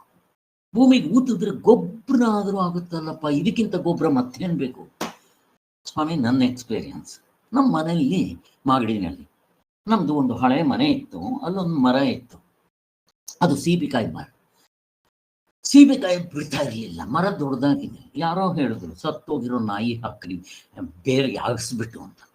ನನಗೆ ಗೊತ್ತಿದೆ, ಚಿಕ್ಕವರು ನಾವೆಲ್ಲ ಹಾಕ್ಸಿದ್ವಿ, ಎಷ್ಟು ಚೆನ್ನಾಗಿ ಬಿಡಕ್ಕೆ ಶುರುವಾಯ್ತು ಸ್ವಾಮಿ. ನನ್ಗೆ ಎಷ್ಟು ಖುಷಿ ಆಯ್ತು. ಅರೆ ಸತ್ತೋಗಿರೋ ಅಷ್ಟು ಗೊಬ್ಬರ ಇರುತ್ತೆ ನೋಡ್ರಿ ಆ ನಾಯಿಲಿ. ನಾಯಿಂತಲ್ಲ, ಪ್ರತಿಯೊಬ್ಬರದು. ನಮ್ಮ ಮನೆ ಸುತ್ತಮುತ್ತಲು ಯಾವುದೋ ಒಂದು ಬೆಕ್ ಸತ್ತೋಯ್ತು. ಏನ್ ಮಾಡ್ಬೇಕು ಅಂದ್ರೆ, ಏನೇ ಎಲ್ಲ ನಮ್ದು ಮರ ಇದೆಯಲ್ಲಿ ತಗೊಂಬಂದು ಊತಾಕ್ರೋ ಅಂತ ಅಂದೆ ನಾನು. ಅವರೇ ಹುಡುಗರು ಎಲ್ಲ ಆಗಿದ್ರು, ಅದಕ್ಕೆಲ್ಲ ಪೂಜೆ ಮಾಡಿದ್ರು, ಹೂವು ಹಾಕಿದ್ರು. ಪಾಪ ಆ ಬೆಕ್ಕದೇನ್ ಪುಣ್ಯ ಮಾಡಿತ್ತು, ಅದಕ್ಕಿಂತದ್ದು ನೋಡ್ರಿ. ಹಿಂದಿನ ಜನ್ಮದಲ್ಲಿ ಏನಾದ್ರೂ ಮಾಡಿದ್ರೆ ಹಿಂಗಾಗತ್ತೆ. ಆಯ್ತು, ಅವರೆಲ್ಲ ಹಾಕಿದ್ರು. ನಾನು ಸುಮ್ಮನೆ ಅದು ಊತಾಕ್ರು ಅಂತಂದೆ. ಹೂವು ಇತ್ತು, ಅವರೇ ಕಿತ್ಕೊಂಡ್ಬಂದ್ರು, ಹಾಕಿದ್ರು, ಊತ್ ಕಟ್ಟಿತ್ತು, ಏನೋ ಮಾಡ್ಬಿಟ್ರು. ಅರೆ ಅಂತ ಖುಷಿನೂ ಆಯ್ತು ಒಂಥರ ಹುಡುಗರಿಗೆ ಅಂತ ಹೇಳಿ ಅವ್ರಿಗೆಲ್ಲ ಖುಷಿ. ಅವ್ರ ಕೈಯಲ್ಲಿ ಮಾಡಿಸಿದ್ದು ಎಲ್ಲ ರಾಮ್ ರಾಮ್ ಅಂತ ಹೇಳ್ಕೊಂಡು ಅದನ್ನ ಸಮಾಧಿನೂ ಅಲ್ಲೇ ನಮ್ಮ ಮರಕ್ಕೆ ಹಾಕಿಸಿ ಮಣ್ಣು ಮುಚ್ಚಿಬಿಟ್ವಿ. ಯಾಕೆ ಮಾಡಬಾರ್ದು ಹಿಂಗೆ? ಅದು ಮುಸ್ಲಿಮ್ಸ್ನಲ್ಲಿ ಮಾಡ್ತಾರೆ, ನಮ್ಮಲ್ಲಿ ಮಾಡೋದಿಲ್ಲ. ಯಾಕೆ? ಇನ್ನೊಂದು ಸುಡೋದ್ರಿಂದ ಏನು ಲಾಭ ಅಂತಂದ್ರೆ, ಆಗಿನ ಕಾಲದಲ್ಲಿ ಕೆಲವು ಕಾಯಿಲೆಗಳು ಬರ್ತಾ ಇತ್ತು. ಈ ಕಾಲರಾ, ಟೈಫಾಯ್ಡ್, ಮಲೇರಿಯಾ, ಪ್ಲೇಗ್, ಮತ್ತೆ ಈ TB, ಇವುಗಳು ಬಂದುಬಿಟ್ರೆ ಅಂಟು ರೋಗ ಊರೇ ಜನ ಬಿಟ್ಟು ಹೋಗ್ಬಿಡ್ತಾ ಇದ್ರು. ಮೊನ್ನೆ ನಮ್ಗೆ ಕರೋನಾ ಬಂದಾಗ ಏನಾಯ್ತು ಅದಕ್ಕೇನಂತಾರೆ, ಯಾರು ಒಬ್ಬೊಬ್ಬರು ಸೇರೋಂಗಿಲ್ಲ, ಮಾಡೋಂಗಿಲ್ಲ, ಊರೇ ಬಿಟ್ಟು ಹೋಗ್ಬಿಡ್ತಾ ಇದ್ರು ಗೊತ್ತಾ. 1 ತಿಂಗಳು 2 ತಿಂಗಳು ಇರ್ತಾ ಇರಲಿಲ್ಲ. ಅದಕ್ಕೆ ಹಿಂದಿನ ಕಾಲದಲ್ಲಿ ಯಾರಾದರೂ ಸತ್ತರೆ ಆ ಮನೆ 3 ತಿಂಗಳು ಉಪಯೋಗಿಸ್ತಾ ಇರಲಿಲ್ಲ. ನಿಮ್ಗೇನು ಗೊತ್ತೋ ಇಲ್ಲೋ ಗೊತ್ತಿಲ್ಲ, ನಾನು ಬೆಂಗಳೂರಿನಲ್ಲಿರೋರು, ನಮಗೆ ಗೊತ್ತು, ನಾವು ಅನುಭವಿಸಿದ್ವಿ. ನಮ್ಮ ತಾತ ಸತ್ತಾಗ ನಾವಿದ್ದಿದ್ದು ಹಳೆ ಮನೆ ಬಿಟ್ಟು ಬಾಡಿಗೆ ಮನೆಯಲ್ಲಿ ಒಂದು 3 ತಿಂಗಳಿದ್ದು. ಆ 3 ತಿಂಗಳಿಗೆ ಕೊನೆಗೆ ಆ ಮನೆ ಬೀಗ ಹಾಕ್ಬಿಡ್ತಾರೆ. ಯಾಕೆ ಅಂತಂದ್ರೆ ಅವ್ರಿಗೆ ಏನು ರೋಗ ಇರುತ್ತೋ ಗೊತ್ತಿಲ್ಲ, ಅಲ್ಲಿರೋರ್ಗೂ ಬರುತ್ತೆ ಅನ್ನೋ ದೃಷ್ಟಿಯಿಂದ ನಾನು ಅನ್ಕೊಳ್ಳೋದು. ಅವ್ರ ಶಾಸ್ತ್ರದಲ್ಲಿ ಇನ್ನೇನೋ ಹೇಳಿರ್ತಾರೆ. ಅದಾದ್ಮೇಲೆ ಏನೋ ಕೊನೆಗೆಲ್ಲ ಮತ್ತೆ ಸುಣ್ಣ ಒಡಿಸಿ ಮತ್ತೆ ಆ ಮನೆಗೆ ಬಂದು ಸೇರ್ಕೊಂತಾರೆ. ಹೇಗಿದೆ ನೋಡಿ, ಎಷ್ಟು ಏನೋ ಸೈಂಟಿಫಿಕ್ ಅವ್ರದ್ದು ಏನಾದರೂ ಇಲ್ಲಿ. ಸೊ ನಾನು ಏನು ಹೇಳಿದ್ದೀನಿ, ಸತ್ ಮೇಲೆ ನಾನು ನನ್ನ ಹೆಂಡತಿ ಇಬ್ಬರು ಡಿಸೈಡ್ ಮಾಡಿಬಿಟ್ಟಿದ್ದೀವಿ. ಅನಾಟಮಿಗೆ ಫೋನ್ ಮಾಡೋದು, ಯಾರು ಬೇಕಾವಾಗ ಬಂದು ನೋಡ್ಕೊಂಡು ಹೋಗ್ರಿ, ನೋಡ್ಕೊಂಡು ಸುಮ್ಮನೆ ಯಾಕೆ ವೇಸ್ಟ್ ಮಾಡ್ತೀರ? ಅಲ್ಲಿಂದ ಊರಿಂದ ಯಾಕೆ ಬರ್ತೀರಾ ಅಂತ ನಾನು ಕೇಳ್ತೀನಿ. ಬಂದು ಏನು ಮಾಡ್ತೀರಿ? ಏನು ಬರದೇ ಇದ್ರೂ ಆಯ್ತು, ಸುಮ್ಮನೆ ಯಾಕೆ ದುಡ್ಡು ಖರ್ಚು ಮಾಡ್ತೀರ? ಅಲ್ಲೇ ನೀವು ಅನ್ನದಾನ ಮಾಡಿಬಿಡ್ರಿ, ಯಾರಾದ್ರೂ ಬಡವ್ರಿಗೆ ಕೊಟ್ಬಿಡ್ರಿ. ಮತ್ತು ಫೋನ್ ಮಾಡ್ರಿ, ಅನಾಟಮಿ ಡಿಪಾರ್ಟ್ಮೆಂಟ್ನವ್ರು ಬರ್ತಾರೆ, ತಗೊಂಡು ಹೋಗ್ತಾರೆ. ಒಂದೊಂದು ನರ್ವೂ ಕೂಡ ಡಾಕ್ಟ್ರುಗಳಾಗ್ತಾರೆ, 110 ಜನ ಡಾಕ್ಟ್ರುಗಳಾಗ್ತಾರೆ. ಸೊ ಅದು ಸತ್ತ ಮೇಲೆ ಕಣ್ ಬೇಕಾ ತಗೊಂಡ್ಬಿಡ್ರಿ, ಸ್ಕಿನ್ ಬೇಕಾ ತಗೊಂಡ್ಬಿಡ್ರಿ, ಇನ್ನೇನೇನು ಬೇಕೋ ತಗೊಂಡ್ಬಿಡ್ರಿ, ಮಿಕ್ಕಿರೋದನ್ನ ತಗೊಂಡೋಗಲ್ಲ ಅನಾಟಮಿಗೆ ಕೊಟ್ಬಿಡ್ರಿ ಅಂತ ನನಗನ್ಸಿದ್ದು, ನಾನು ಹೇಳಿದ್ದೀನಿ ಹೀಗೆ.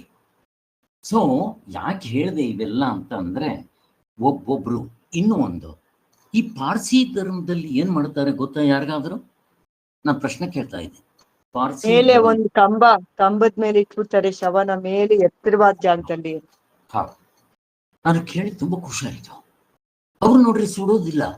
ಎಂಥ ಒಂದು ಕೆಲವು ನೋಡ್ರಿ ಆ ಧರ್ಮಗಳಲ್ಲಿ ಅದು ಹೇಗೋ ಬಂದಿರುತ್ತೆ. ಅವ್ರೇನ್ ಮಾಡ್ತಾರೆ, ಈಗ ಕಾರು ವಾಶ್ ಮಾಡ್ಬೇಕಾದ್ರೆ ಅಲ್ಲಿಟ್ಟು ಮಿಷನ್ ಹಾಕಿದ ತಕ್ಷಣ ಕಾರು ಮೇಲಕ್ಕೆ ಹೋಗುತ್ತೆ ನೋಡ್ರಿ ಸ್ವಲ್ಪ. ಹಾಗೆ ಸ್ಮಶಾನ ಎಲ್ಲೋ ಇದೆಯಂತೆ, ನಾನು ನೋಡ್ಕೊಂಡ್ಬರ್ಬೇಕು ಅನ್ಕೊಂಡಿದ್ದೇನೆ. ಬೆಂಗಳೂರಿನಲ್ಲಿ ಎಲ್ಲೋ ಇದೆ ಅಂತಾರೆ. ಅಲ್ಲಿ ಆ ಶವನಿಟ್ಟು ಒಂದು ಸ್ವಿಚ್ ಹಾಕಿದ್ರೆ ಅದು 10 ಅಡಿನೋ 15 ಅಡಿ ಮೇಲಕ್ಕೆ ಹೋಗ್ಬಿಡುತ್ತೆ ಶವ. ಅಲ್ಲಿ ಕಾಗೆ ಹದ್ದು ಬಂದು ತಿನ್ಕೊಂಡು ಹೋಗ್ಬಿಡುತ್ತೆ. ಬಾ, ಆಹಾರ ಆಯ್ತಲ್ಲಪ್ಪ ಸ್ವಾಮಿ, ನೀವ್ ಹೇಗ್ ಮಾಡಿದ್ರು ಒಳ್ಳೇದೆ. ಅನ್ನದಿಂದ ಬಂದಿದ್ದು ಅನ್ನಕ್ಕೆ ಹೋಗಿ ಊತ ಹಾಕಿದ್ರು ಒಳ್ಳೇದು. ಅದು ಯಾಕೆ ಸುಡ್ತಾರೋ ನನಗೆ ಗೊತ್ತಿಲ್ಲ. ಈಗಂತೂ ಗೊತ್ತಾಗುತ್ತೆ ನಮ್ಗೆ, ಏನು ಕ್ಯಾನ್ಸರು, ಗೀನ್ಸರು, ಏಡ್ಸ್ ಅಂತ ಹೋಗ್ಬೇಕಾದ್ರೆ ಸುಟ್ಟು ಹಾಕ್ರಿ. ಏನೋ ಇರ್ಲಿ. ಹೀಗೆ ಈ ತರ ಇಷ್ಟು ವಿಚಾರಗಳು ನಾವು ಚಿಂತನೆ ಮಾಡಬೇಕಾಗಿದೆ. ಇಲ್ಲಿಗೆ ಬರೋಣ ವಾಪಸ್.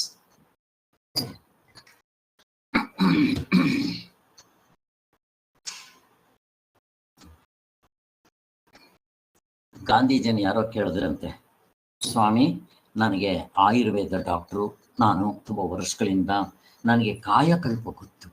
ನಿಮ್ಮಂಥ ಗಾಂಧೀಜಿ ಅವರು ಇದ್ರೆ ನೀವು ದೇಶಕ್ಕೆ ಪಿತಾಮಹ, ನಿಮ್ಮಂಥವ್ರು ಇರಬೇಕು.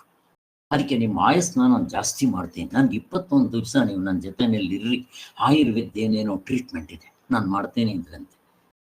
ನಾವಾಗಿದ್ದಿದ್ರೆ ಮಾಡಬೇಡಿ ಸ್ವಾಮಿ, ನಾನು ಆಯಸ್ಸು ಜಾಸ್ತಿ ಮಾಡ್ಕೊಂಬೇಡ ಅಂತ. ಗಾಂಧೀಜಿ ಹೇಳಿದ್ರು, ದೇವರಿಗೆ ಎಷ್ಟು ಕೊಟ್ಟಿದ್ದಾನೋ ಅಷ್ಟು. ಇದಕ್ಕೇನಂತಾರೆ ಗೊತ್ತಾ? ಯಮ ನಿಯಮಗಳಲ್ಲಿ ಅಪರಿಗ್ರಹ. ದೇವರು ಎಷ್ಟು ಕೊಟ್ಟಿದ್ದಾನೋ ಅದರ ತೃಪ್ತಿ ಇರಬೇಕು. ಇದು ತೃಪ್ತಿ. ಈ ದಾರಿಗೆ ಬಂದ್ರೆ ಆ ತೃಪ್ತಿ ಇರುತ್ತೆ, ಅದು ಬಿಟ್ಟರೆ ಇರಲ್ಲ. ಮತ್ತೆ ಈ ದಾರಿಗೆ ಬಂದ್ಮೇಲೂ ಪುಸ್ತಕ ಓದೋದು ಒಂದೇ ಅಲ್ಲ, ನಮ್ಮ ಜೀವನಕ್ಕೆ ನಾನು ಎಷ್ಟು ಅಳವಡಿಸ್ಕೊತೀನಿ ಅದು ಮುಖ್ಯ. ಬುಕ್ಕಿಶ್ ನಾಲೆಡ್ಜ್ ಅಲ್ಲ, ಹೇಳ್ಬೋದು, ಬರಿಬೋದು, ಜೊತೆಗೆ ನಾನು ಜೀವನದಲ್ಲಿ ಎಷ್ಟು ಅಳವಡಿಸ್ಕೊಂಡಿದ್ದೀನಿ ಅದೇ ಸಾಧನೆ, ಅದೇ ಇಂಪಾರ್ಟೆಂಟ್. ಅದಕ್ಕೋಸ್ಕರ ಅವನು ನಡ್ಕೊಳ್ಳೋ ರೀತಿ ಅಂತ ಗೊತ್ತಾಗುತ್ತೆ. ಇರ್ಲಿ, ಅಲ್ಲಿ ಏನಾಯಿತು?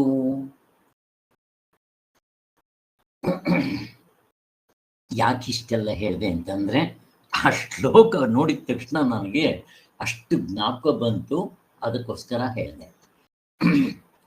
ಇದು ಚಂದ್ರಶೇಖರ ಸ್ವಾಮಿಗಳು.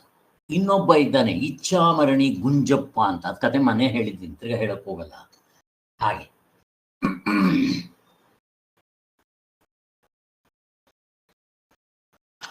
ಓಕೆ, ಸಾಕಿಷ್ಟು. ಈಗ ಸ್ವಾಮಿಗಳು ಏನ್ ಬರ್ದಿದ್ದಾರೋ ಅಲ್ಲಿ ಬರೋಣಪ್ಪ. ಈ ಶ್ಲೋಕಕ್ಕೆ ಮನುಷ್ಯನ ಅಂತಃಕರಣವೆಂದರೆ ಏನದು? ಅಂತಃಕರಣ ಸ್ವಾಮಿಗಳು ಮೊದಲನೇ ಪುಸ್ತಕ ಆಧ್ಯಾತ್ಮ ಎಂದರೆ ಏನು, ಅಂತಃಕರಣದ ಬಗ್ಗೆ ತುಂಬಾ ಚೆನ್ನಾಗಿ ಬರೆದಿದ್ದಾರೆ. ಹೆಸರು ಅಂತಃಕರಣ, ಅಂತಕ್ಕಂದ್ರೆ ಒಳಗಡೆ ಇರೋದು. ಬಟ್ ನಿಜವಾಗ್ಲೂ ಅದು ಹೊರಗಡೆ ಒಳಗಡೆ ಇರೋದಿಲ್ಲ, ಹೊರಗಡೆನೇ ಇರುತ್ತೆ ಅಂದ್ರು. ಯಾಕೆಂದ್ರೆ ನಮ್ಮ ಮನಸ್ಸು ಮೂರೊತ್ತು ಹೊರಗಡೆ ಹರಿತಾ ಇರುತ್ತೆ. ಅದಕ್ಕೆ ಬಾಹ್ಯಕರಣ ಅನ್ನೋದೇ ಒಳ್ಳೆಯದು ಅಂತ ಸ್ವಾಮಿಗಳು ಜೋಕಾಗಿ ಕೂಡ ಹೇಳಿದ್ರು. ವ್ಯವಹಾರ ದೃಷ್ಟಿಯಿಂದ ಸರಿಯೇ ಕೂಡ. ಇದು ಅಂತಃಕರಣ ಅಂತ ಇದೆಯಲ್ಲ, ಅದೇನು? ಒಂದು ವಾಸನೆಗಳ ಖಣಿಜ. ಖಣಿಜ ಅಂದ್ರೆ ಗೊತ್ತಾ ನಿಮ್ಗೆ? ನಮ್ದು ಹಳೆ ಮನೆಯಲ್ಲಿ ಇರುತ್ತೆ. ನಮ್ದು ಮನೆಯಲ್ಲಿ 3 ಕಣಜಗಳಿತ್ತು. ಅದು 10 ಅಡಿನೋ 12 ಅಡಿನೋ ಆಳ ಇರುತ್ತೆ. ಸುತ್ತಲೂ ಕಲ್ಲಿಂದ ಒಳಗಡೆ ಕಟ್ಬಿಟ್ಟಿರ್ತಾರೆ. ಮೇಲ್ಗಡೆ ಏನು ಕಾಣೋಲ್ಲ, ಮೇಲ್ಗಡೆ ನೆಲದ ಮೇಲೆ ಇರುತ್ತೆ. ಹೇಗೆ ನಾವು ಸೆಲ್ಲರ್ ಅಂತ ಮಾಡ್ತೀವಲ್ವಾ, ಆ ಥರ ಅಲ್ಲಿ ಕಣಜ ಮಾಡ್ಬಿಡ್ತಾರೆ. ಅದು ಮೇಲ್ಗಡೆ ಒಂದು ಈ ಸಾರಿ ನಮ್ಮ ಮನೆಗೆ ಹೋದ್ರೆ ಫೋಟೋ ತಗೊಂಡ್ಬರುತ್ತೆ. ನಮ್ಮ ಊರುಗಳಲ್ಲಿ, ಸಣ್ಣ ಸಣ್ಣ ಊರುಗಳಲ್ಲಿ ಇಂಥವೆಲ್ಲರ ಮನೆಗಳಲ್ಲಿ ಇರ್ತಾ ಇತ್ತು ಕಣಜ ಅಂತ. ಸೊ ಅದಕ್ಕೆ ಮೇಲ್ಗಡೆ ಕಲ್ಲಿಂದು ಕ್ಲೀನಾಗಿ ಒಂದು ಕಲ್ಲು ಮಾಡಿ ಮುಚ್ಚಿಟ್ಬಿಡ್ತಾ ಇತ್ತು. ಈಗ ನಮ್ದು ಚೇಂಬರ್ಸ್ಗೆ ಮೆಟಲ್ದು ಪ್ಲೇಟ್ ಹಾಕಿ ಮುಚ್ಚಿಬಿಡ್ತಾರೆ ನೋಡ್ರಿ, ಆ ಥರ. ಅದು ಬೇಕಾದಾಗ ಹಿಂಗೆ ಎತ್ಬೋದು. ನನಗೆ ಚೆನ್ನಾಗಿ ಜ್ಞಾಪಕ ಇದೆ, ಎಲ್ಲರ ಮನೆಗಳಲ್ಲೂ ಜಮೀನಿತ್ತು. ಆ ಜಮೀನಿಂದ ಬಂದಿದ್ದು ಭತ್ತ ಒಂದಕ್ಕೆ, ರಾಗಿ ಒಂದಕ್ಕೆ, ಇನ್ನೊಂದಕ್ಕೆ ಇನ್ನೊಂದು 3 ಇತ್ತು. ನಮ್ಮ ಮನೇಲಿ ಒಂದೇ ಉಪಯೋಗಿಸ್ತಾ ಇದ್ದಿದ್ದು, ಇನ್ನೆರಡು ತೆಗೆದಿದ್ದೇ ನೆನಪಿಲ್ಲ. ಅದರಲ್ಲಿ ಭತ್ತ ಅಥವಾ ರಾಗಿ ಬಂದ್ರೆ ರಾಗಿ ಒಂದೊಂದಕ್ಕೆ ಒಂದೊಂದೇ ಹಾಕ್ಬಿಡ್ತಾ ಇತ್ತು. ಅಲ್ಲಿ ನಾವು ಅದ್ರ ಒಳಗಡೆ ದುಮ್ಕಿ ಏಣಿ ಹಾಕೊಂಡು ಅಲ್ಲಿ ಇಳಿದು ಆಟಾಡ್ತಾ ಇದ್ರಲ್ಲಿ. ಏನದು? ಅದು ಅದರ ಮೆಷರ್ಮೆಂಟು 8x8 ಏನೋ ಇರ್ತಾ ಇತ್ತು. 10 ಅಡಿ ಅಥವಾ 12 ಅಡಿ ಆಳ. ಅದರಲ್ಲಿ ಭತ್ತನೇ ಒಂದು ಅರ್ಧ ತುಂಬಿಟ್ಟಿರ್ತಾ ಇತ್ತು. ಎಷ್ಟೋ ಸರಿ ನಾವು ಅದನ್ನು ಮೇಲ್ಗಡೆ ಇಳಿದಿದ್ದ ತಕ್ಷಣ ಹಂಗೆ ಜಂಪ್ ಮಾಡಿ ಹಂಗೆ ಮೇಲಕ್ಕೆ ಹೊತ್ಬಿಡ್ತಾ ಇದ್ವಿ. ಅಲ್ಲಿ ಜಿರಳೆಗಳು ಎಲ್ಲ ಓಡೋಗಿರ್ತಾ ಇತ್ತು. ಅದರಿಂದ ನಮಗ್ ಭಯ, ಆದ್ರೂ ಆವಾಗ ಸರಿ ಹಂಗಿರ್ತಾ ಇತ್ತು. ಅದನ್ನ ಕಣಜ ಅಂತ ಕರೀತಾರೆ, ಕಣಜ. ಹಾಗೆ ನಮ್ಮ ಅಂತಃಕರಣವು ಕೂಡ ಒಂದು ಸ್ಟೋರ್ ಹೌಸ್ ಅಂತ ಇಟ್ಕೊಡ್ರಿ ನೀವು. ಅಂದ್ರೆ ಇಲ್ಲಿವರೆಗೂ, ಅಂದ್ರೆ ಹುಟ್ಟಿದಾಗಲಿಂದ ಸಾಯೋವರೆಗೂ ಅಲ್ಲ, 84 ಲಕ್ಷ ಜೀವರಾಶಿಗಳಾಗಿ ಮನುಷ್ಯ ಬಂದಿದ್ದೀವಲ್ಲ, ಅಲ್ಲೆಲ್ಲ ಏನೇನು ಕಾಯ ವಾಚ ಮನಸ ಏನೇನು ಮಾಡಿರ್ತೀನೋ ಅವೆಲ್ಲ ಪ್ರತ್ಯಯ ರೂಪದಲ್ಲಿ ಒಳಗಡೆ ಇರುತ್ತೆ. ಹೇಗಿದೆ? ಹೆಂಗಿದೆ ನೋಡ್ರಿ, ನೀವು ಯೋಚನೆ ಮಾಡ್ರಿ. ಮಿಸ್ಕಿದ್ದು, ಊಸಿದ್ದು ಪ್ರತಿಯೊಂದು ಇರುತ್ತೆ ಅದರಲ್ಲಿ. ಅದು ಅಲ್ಲಿಗೆ ಕಾಯ ವಾಚ ಮನಸ್ಸ. ನಾನೇನು ಕೆಲಸ ಮಾಡಿರ್ತೀನೋ ಅದು ಪ್ರತ್ಯಯ ರೂಪದಲ್ಲಿ, ಮಾತಾಡಿರೋದು ಪ್ರತ್ಯಯ ರೂಪ, ಯೋಚನೆ ಮಾಡಿರೋದು ಪ್ರತ್ಯಯ ರೂಪ, ಒಳ್ಳೇದಾಗ್ಲಿ ಕೆಟ್ಟದಾಗ್ಲಿ ಎಲ್ಲ ಅದರಲ್ಲಿರುತ್ತೆ. ಇಷ್ಟು. ಮತ್ತೆ ನನ್ನ ಸುಖ ದುಃಖ, ಭಯಪಟ್ಟಿದ್ದು, ನಾನು ಈ ಹುಟ್ಟಾಗ್ಲಿಂದ ಸಾಯೋವರೆಗೂ ನನಗೆ ಏನೇನು ಎಕ್ಸ್ಪೀರಿಯನ್ಸ್ಗಳು, ನಾನು ಏನೇನು ಥಾಟ್ಸ್ ಗೀಟ್ಸ್ ಏನೇನು ಬರುತ್ತೆ, ನಾನು ನೋಡಿರೋದು, ಕೇಳಿರೋದು, ಮೂಸಿರೋದು ಎಲ್ಲ ಅದು ಅಲ್ಲಿ ಇರುತ್ತೆ. ಅದನ್ನು ಇದಕ್ಕೆ ಕಣಜ ಅಂತ ಕರೀತಾರೆ. ನಮ್ದು ಅಂತಃಕರಣ ಅಂತದ್ದು. ಅದರಲ್ಲಿ ಏನೇನು ಇರುತ್ತೋ ಯಾರು ಗೊತ್ತೋ. ನಮ್ಮ ನಡೆ, ನುಡಿ, ಆಲೋಚನೆ ಇದನ್ನೇನಂತ ಕರೀತಾರೆ. ಈಗ ನಾನು ಕಣಜ ಅಂತ ಹೇಳಿದ್ನಲ್ಲ, ನಾನು ಮೊದಲನೇ ಸಾರಿ ನನ್ನ ಜಮೀನಲ್ಲಿ ಏನೋ ಭತ್ತ ಬೆಳೆದೆ, ತಂದಲ್ಲ ಹಾಕ್ತೀನಿ. ಇನ್ನೊಂದು ಸಾರಿ ಏನೋ ಬೆಳಿತೀನಿ, ತಂದಲ್ಲ ಹಾಕ್ತೀನಿ. ಭತ್ತನೇ ಎರಡು ಮಿಕ್ಸ್ ಮಾಡೋಲ್ಲ. ಇನ್ನೊಂದು ಸಾರಿ ಏನೋ ಬೆಳಿತೀನಿ, ಬೇರೆ ಜಮೀನಲ್ಲಿ ಬೆಳಿತೀನಿ, ಅದು ತಂದಿಲ್ಲ ಹಾಕ್ತೀನಿ. ಅಲ್ಲಿಗೆ ಎಷ್ಟು 10 ಒಂದೇ ಜಮೀನಲ್ಲಿ 10 ಸಲ ಬೆಳೆದ್ರು, ಬೇರೆ ಬೇರೆ ಜಮೀನಲ್ಲಿ ಬೆಳೆದ್ರು ತಂದು ಹಾಕಿರ್ತೀನಿ. ನಮ್ಗೆ 10 ಜನ್ಮಗಳಾಗಿದ್ರೆ ಅದರದ್ದೆಲ್ಲ ಇಲ್ಲಿ ಸ್ಟೋರ್ ಆಗಿರುತ್ತೆ ಅದರಲ್ಲಿ. ಅದಕ್ಕೆ ನಾನು ಸಂಚಿತ ಕರ್ಮ ಅಂತ ಕರಿತೀನಿ. ನಿಮ್ಗೆಲ್ಲ ಗೊತ್ತಿದೆ ಸಂಚಿತ ಕರ್ಮ ಅಂತ. ಈಗ ನನಗೆ ಭತ್ತ ಬೇಕು ಅಂದ್ರೆ ಎಲ್ಲಿಂದ ತಗೊಳ್ಳಿ? ಕಣಜದಿಂದ ತಗೊಳ್ತೀನಿ. ಅವಾಗ ನಾನು ಅದನ್ನು ಎತ್ಕೊಂಡು ತಗೊಂಡೋಗಿ ಮತ್ತೆ ಅದನ್ನು ಮಾರೋದಿಕ್ಕೋ ತಿನ್ನೋದಿಕ್ಕೋ ಅಥವಾ ಮತ್ತೆ ಗಿಡ ಬೆಳೆಸೋದಿಕ್ಕೆ ಹಾಕ್ತೀನಿ ಬೀಜದ ರೂಪದಲ್ಲಿ. ಹಾಗೆ ಈಗ ನಾನು ಮೇಲಕ್ಕೆ ಎತ್ಕೊಂತೀನಲ್ಲ, ಅದನ್ನು ಉಪಯೋಗಿಸ್ಕೊಂತೀನಲ್ಲ, ಅದನ್ನು ಪ್ರಾರಬ್ಧ ಕರ್ಮ ಅಂತೀವಿ. ಪ್ರಾರಬ್ಧ ಕರ್ಮ. ಈಗ ನಾನು ಹುಟ್ಟಿದ ಮೇಲೆ ಈ ಪ್ರಾರಬ್ಧ ಕರ್ಮ ಯಾವಾಗ ಸ್ಟಾರ್ಟ್ ಆಯಿತು? ನಾನು ಹಿಂದಿನ ಜನ್ಮದಲ್ಲಿ ಪ್ರಾಣ ಬಿಟ್ಟು ಸಾಯುವಾಗ ಥಾಟ್ ಏನು ಬಂದು ಆ ಥಾಟಿಂದು ಬೀಜ ಮೇಲಕ್ಕೆ ಬಂತಲ್ಲ, ಈ ಪ್ರಾರಬ್ಧ ಕರ್ಮ ಯಾವಾಗ ಶುರುವಾಯಿತು ಅಂದ್ರೆ ನಾನು ಹುಟ್ಟಿದಾಗ ಅಲ್ಲ, ಹಿಂದಿನ ಜನ್ಮದಲ್ಲಿ ಪ್ರಾಣ ಹೋಗುವಾಗ ಯಾವ ಥಾಟ್ ಮೇಲ್ ಬಂದಿತ್ತೋ ಅದು ನೆಕ್ಸ್ಟ್ ಜನ್ಮದಲ್ಲಿ ಯಾವ ಜನ್ಮ ಬರುತ್ತೋ, ಅದು ಮನುಷ್ಯಂದೋ ಪ್ರಾಣಿದೋ ದೇವತೆದು ಏನ್ ಬೇಕಾದ್ರೆ ಅಲ್ಲಿ ಸ್ಟಾರ್ಟ್ ಆಗುತ್ತೆ. ಅದಕ್ಕೋಸ್ಕರನೇ ಈ ಪ್ರಾರಬ್ಧ ಕರ್ಮಕ್ಕೆ ಬಿಟ್ಟ ಬಾಣದಂತೆ ಅಂತಾರೆ. ಎಷ್ಟು ಚೆನ್ನಾಗಿದೆ ನೋಡ್ರಿ, ಬಿಟ್ಟ ಬಾಣ. ಈಗ ನಾನು ಬಾಣ ಎಲ್ಲಿಗೂ ಬಿಡಬೇಕು ಅಂತ ಬಿಡ್ತೀನಿ. ಆ ಬಿಟ್ಟಿದ ತಕ್ಷಣ ನನಗನ್ನ ಅಕಸ್ಮಾತ್ ಮನುಷ್ಯ ಇದ್ದಾನೆ ಸೇರಬಾರ್ದು ಅಂದ್ರೆ ಅದೇನು ಕೇಳಲ್ಲ. ನೀವು ಬಿಟ್ಟಿದ್ದಾಯ್ತು ಬಾಣ. ರಾಮ ಬಿಡ್ತಾನಲ್ಲ ಬಾಣ ಸಮುದ್ರದು ಇದು ಕಟ್ಟೋವಾಗ, ಹಾಗೆ ಬಿಟ್ಮೇಲೆ ಮತ್ತೆ ಅದನ್ನು ಎಳ್ಕೊಳ್ಳೋಕೆ ಬರೋಲ್ಲ. ಹಾಗೆ ಅದರಿಂದ ಈ ಪ್ರಾರಬ್ಧ ಕರ್ಮ ಅಂತ ಅನ್ನೋದು ಸ್ಟಾರ್ಟ್ ಆಗಿಬಿಡುತ್ತೆ. ಇದು ತುಂಬ ಇಂಪಾರ್ಟೆಂಟ್. ಎಲ್ಲಿ ಸ್ಟಾರ್ಟ್ ಆಯಿತು? ನಾನು ಹುಟ್ಟಿದಾಗಲ್ಲ, ಹಿಂದಿನ ಜನ್ಮದಲ್ಲಿ ಪ್ರಾಣ ಬಿಟ್ಟಾಗ ಲಾಸ್ಟ್ ಥಾಟ್ ಯಾವುದ್ರಲ್ಲಿ ಪ್ರಾಣ ಬಿಟ್ನೋ ಅದು ಅಲ್ಲ, ಅದು ಮತ್ತೆ ಹೋಗಿದ್ದೇ ಕಣಜದಲ್ಲಿ ಸೇರ್ಕೊಳ್ಳುತ್ತೆ, ಅಥವಾ ಅದೇ ಮುಂದಕ್ಕೆ ಪೀಠಿಕೆ ಆಗ್ಬೋದು. ಹೀಗೆ ಅದು ಪ್ರಾರಬ್ಧ ಕರ್ಮ ಆಗುತ್ತೆ. ಇಲ್ಲಿ ಹಂಗೆ ಹೇಳ್ತಾ ಇರೋದು. ನೀವು ಅಂತ್ಯಕಾಲದಲ್ಲಿ, ಯಾಕೆಂತಂದ್ರೆ ಇದೇ ಮೇಲಿರೋದು, ಹೊರಗಡೆ ಇರೋದು. ಈಗ ನಾನು ಹಿಂದಿನ ಜನ್ಮದಲ್ಲಿ ಸಾಯುವಾಗ ನನ್ನ ಮನಸ್ಸಿನಲ್ಲಿ ರಾಮ ಅನ್ಕೊಂಡು ನಾನು ಪ್ರಾಣ ಬಿಟ್ಟಿದ್ರೆ ಈಗ ಕೆಳಗೆ ಅದರಿಂದ ತಗೊಂಡ್ಬರ್ಬೇಕೇನೋ? ಯಾವುದರಿಂದ? ಕಣಜದಿಂದ ತಗೊಂಡ್ಬರ್ಬೇಕೇನೋ? ಬೇಕಾಗಿಲ್ಲ. ಇದೇ ನಾನು ಮುಂದಿನ ಜನ್ಮಕ್ಕೆ ಬೀಜ. ಅವನು ದೇವ್ರ ದಾರಿನಲ್ಲೇ ಹೋಗ್ತಾನೆ, ಸಂಶಯವೇ ಇಲ್ಲ. ರಾಮಕೃಷ್ಣ ಪರಮಹಂಸರು, ರಮಣ ಮಹರ್ಷಿಗಳು, ಬುದ್ಧ, ಯೇಸು ಕ್ರಿಸ್ತ, ಜೀಸಸ್ ಎಲ್ಲರೂ ಹಾಗೆ. ನನ್ಗೆ ಅದಕ್ಕೆ ಈ ಥರ ಕೆಲವರು ನೋಡ್ತಾ ಇದ್ರೆ ಮಾಡ್ತಾ ಇದ್ರೆ ಇವರು ಹಿಂದಿನ ಜನ್ಮ ಸಂಸ್ಕಾರ ನನಗೆ ಗೊತ್ತಾಗುತ್ತೆ ಅಂತ ಹೇಳಿದ್ನಲ್ಲ. ಇವನ್ ವಿಚಾರ ನೀವು ಚೆನ್ನಾಗಿ ಮಾಡ್ರಿ ಮನಸ್ಸಿನಲ್ಲಿ, ನಿಮಗೂ ಗೊತ್ತಾಗಕ್ಕೆ ಶುರು ಆಗುತ್ತೆ. ಹಿಂದಿನ ಜನ್ಮದಲ್ಲಿ ಇವರ ನೇಚರ್ ಹೇಗಿತ್ತು ಅಂತ ಅವ್ರು ಇವಾಗ ನಡ್ಕೊಳ್ಳೋದ್ರಲ್ಲೇ ಗೊತ್ತಾಗುತ್ತೆ. ಸತ್ವಗುಣಿ, ರಜೋಗುಣಿ, ತಮೋಗುಣಿ, ಇದು ಅಷ್ಟೇ, ಬದಲಾವಣೆ ಆಗಲ್ಲ. ನಾವು ಮನಸ್ಸು ಮಾಡಿದ್ರೆ ಇಲ್ಲಿ ತಮೋಗುಣದಿಂದ ಸತ್ವಗುಣಕ್ಕೆ ಬರ್ಬೋದು, ಸತ್ವಗುಣವನ್ನು ಮೀರಿ ಮುಕ್ತನಾಗ್ಬೋದು, ಗುಣಾತೀತನಾಗ್ಬೋದು. ಸೊ ಇದು ಪ್ರಾರಬ್ಧ ಕರ್ಮ. ಆಯ್ತಪ್ಪ, ಹಿಂದಿನ ಜನ್ಮದಲ್ಲಿ ನಾನು ಪ್ರಾಣ ಬಿಡುವಾಗ ಸ್ಟಾರ್ಟ್ ಆದ ಬಾಣ ಅದು ಪ್ರಾರಬ್ಧ ಕರ್ಮ. ಮತ್ತೆ ಅಲ್ಲೇನಾಗುತ್ತೆ, ಅಲ್ಲೇ ಇಮಿಡಿಯೇಟ್ ಆಗಿ ಜನ್ಮ ಬರೋದಿಲ್ಲ, ಅದು ಮುಂದಕ್ಕೆ ಬೀಜ. ಅದೇನಾಗುತ್ತೆ, ನೆಕ್ಸ್ಟ್ ನಾನು ಸ್ವರ್ಗಕ್ಕೋ ನರಕಕ್ಕೋ ಎರಡಕ್ಕೂ ಹೋಗ್ತೀನಿ. ಪಾಪ ಮಾಡಿದ್ದಕ್ಕೆ ನರಕಕ್ಕೆ ಹೋಗ್ತೀನಿ, ಪುಣ್ಯ ಮಾಡಿದ್ದಕ್ಕೆ ಸ್ವರ್ಗಕ್ಕೆ ಹೋಗ್ತೀನಿ, ಅನುಭವಿಸ್ಬೇಕು.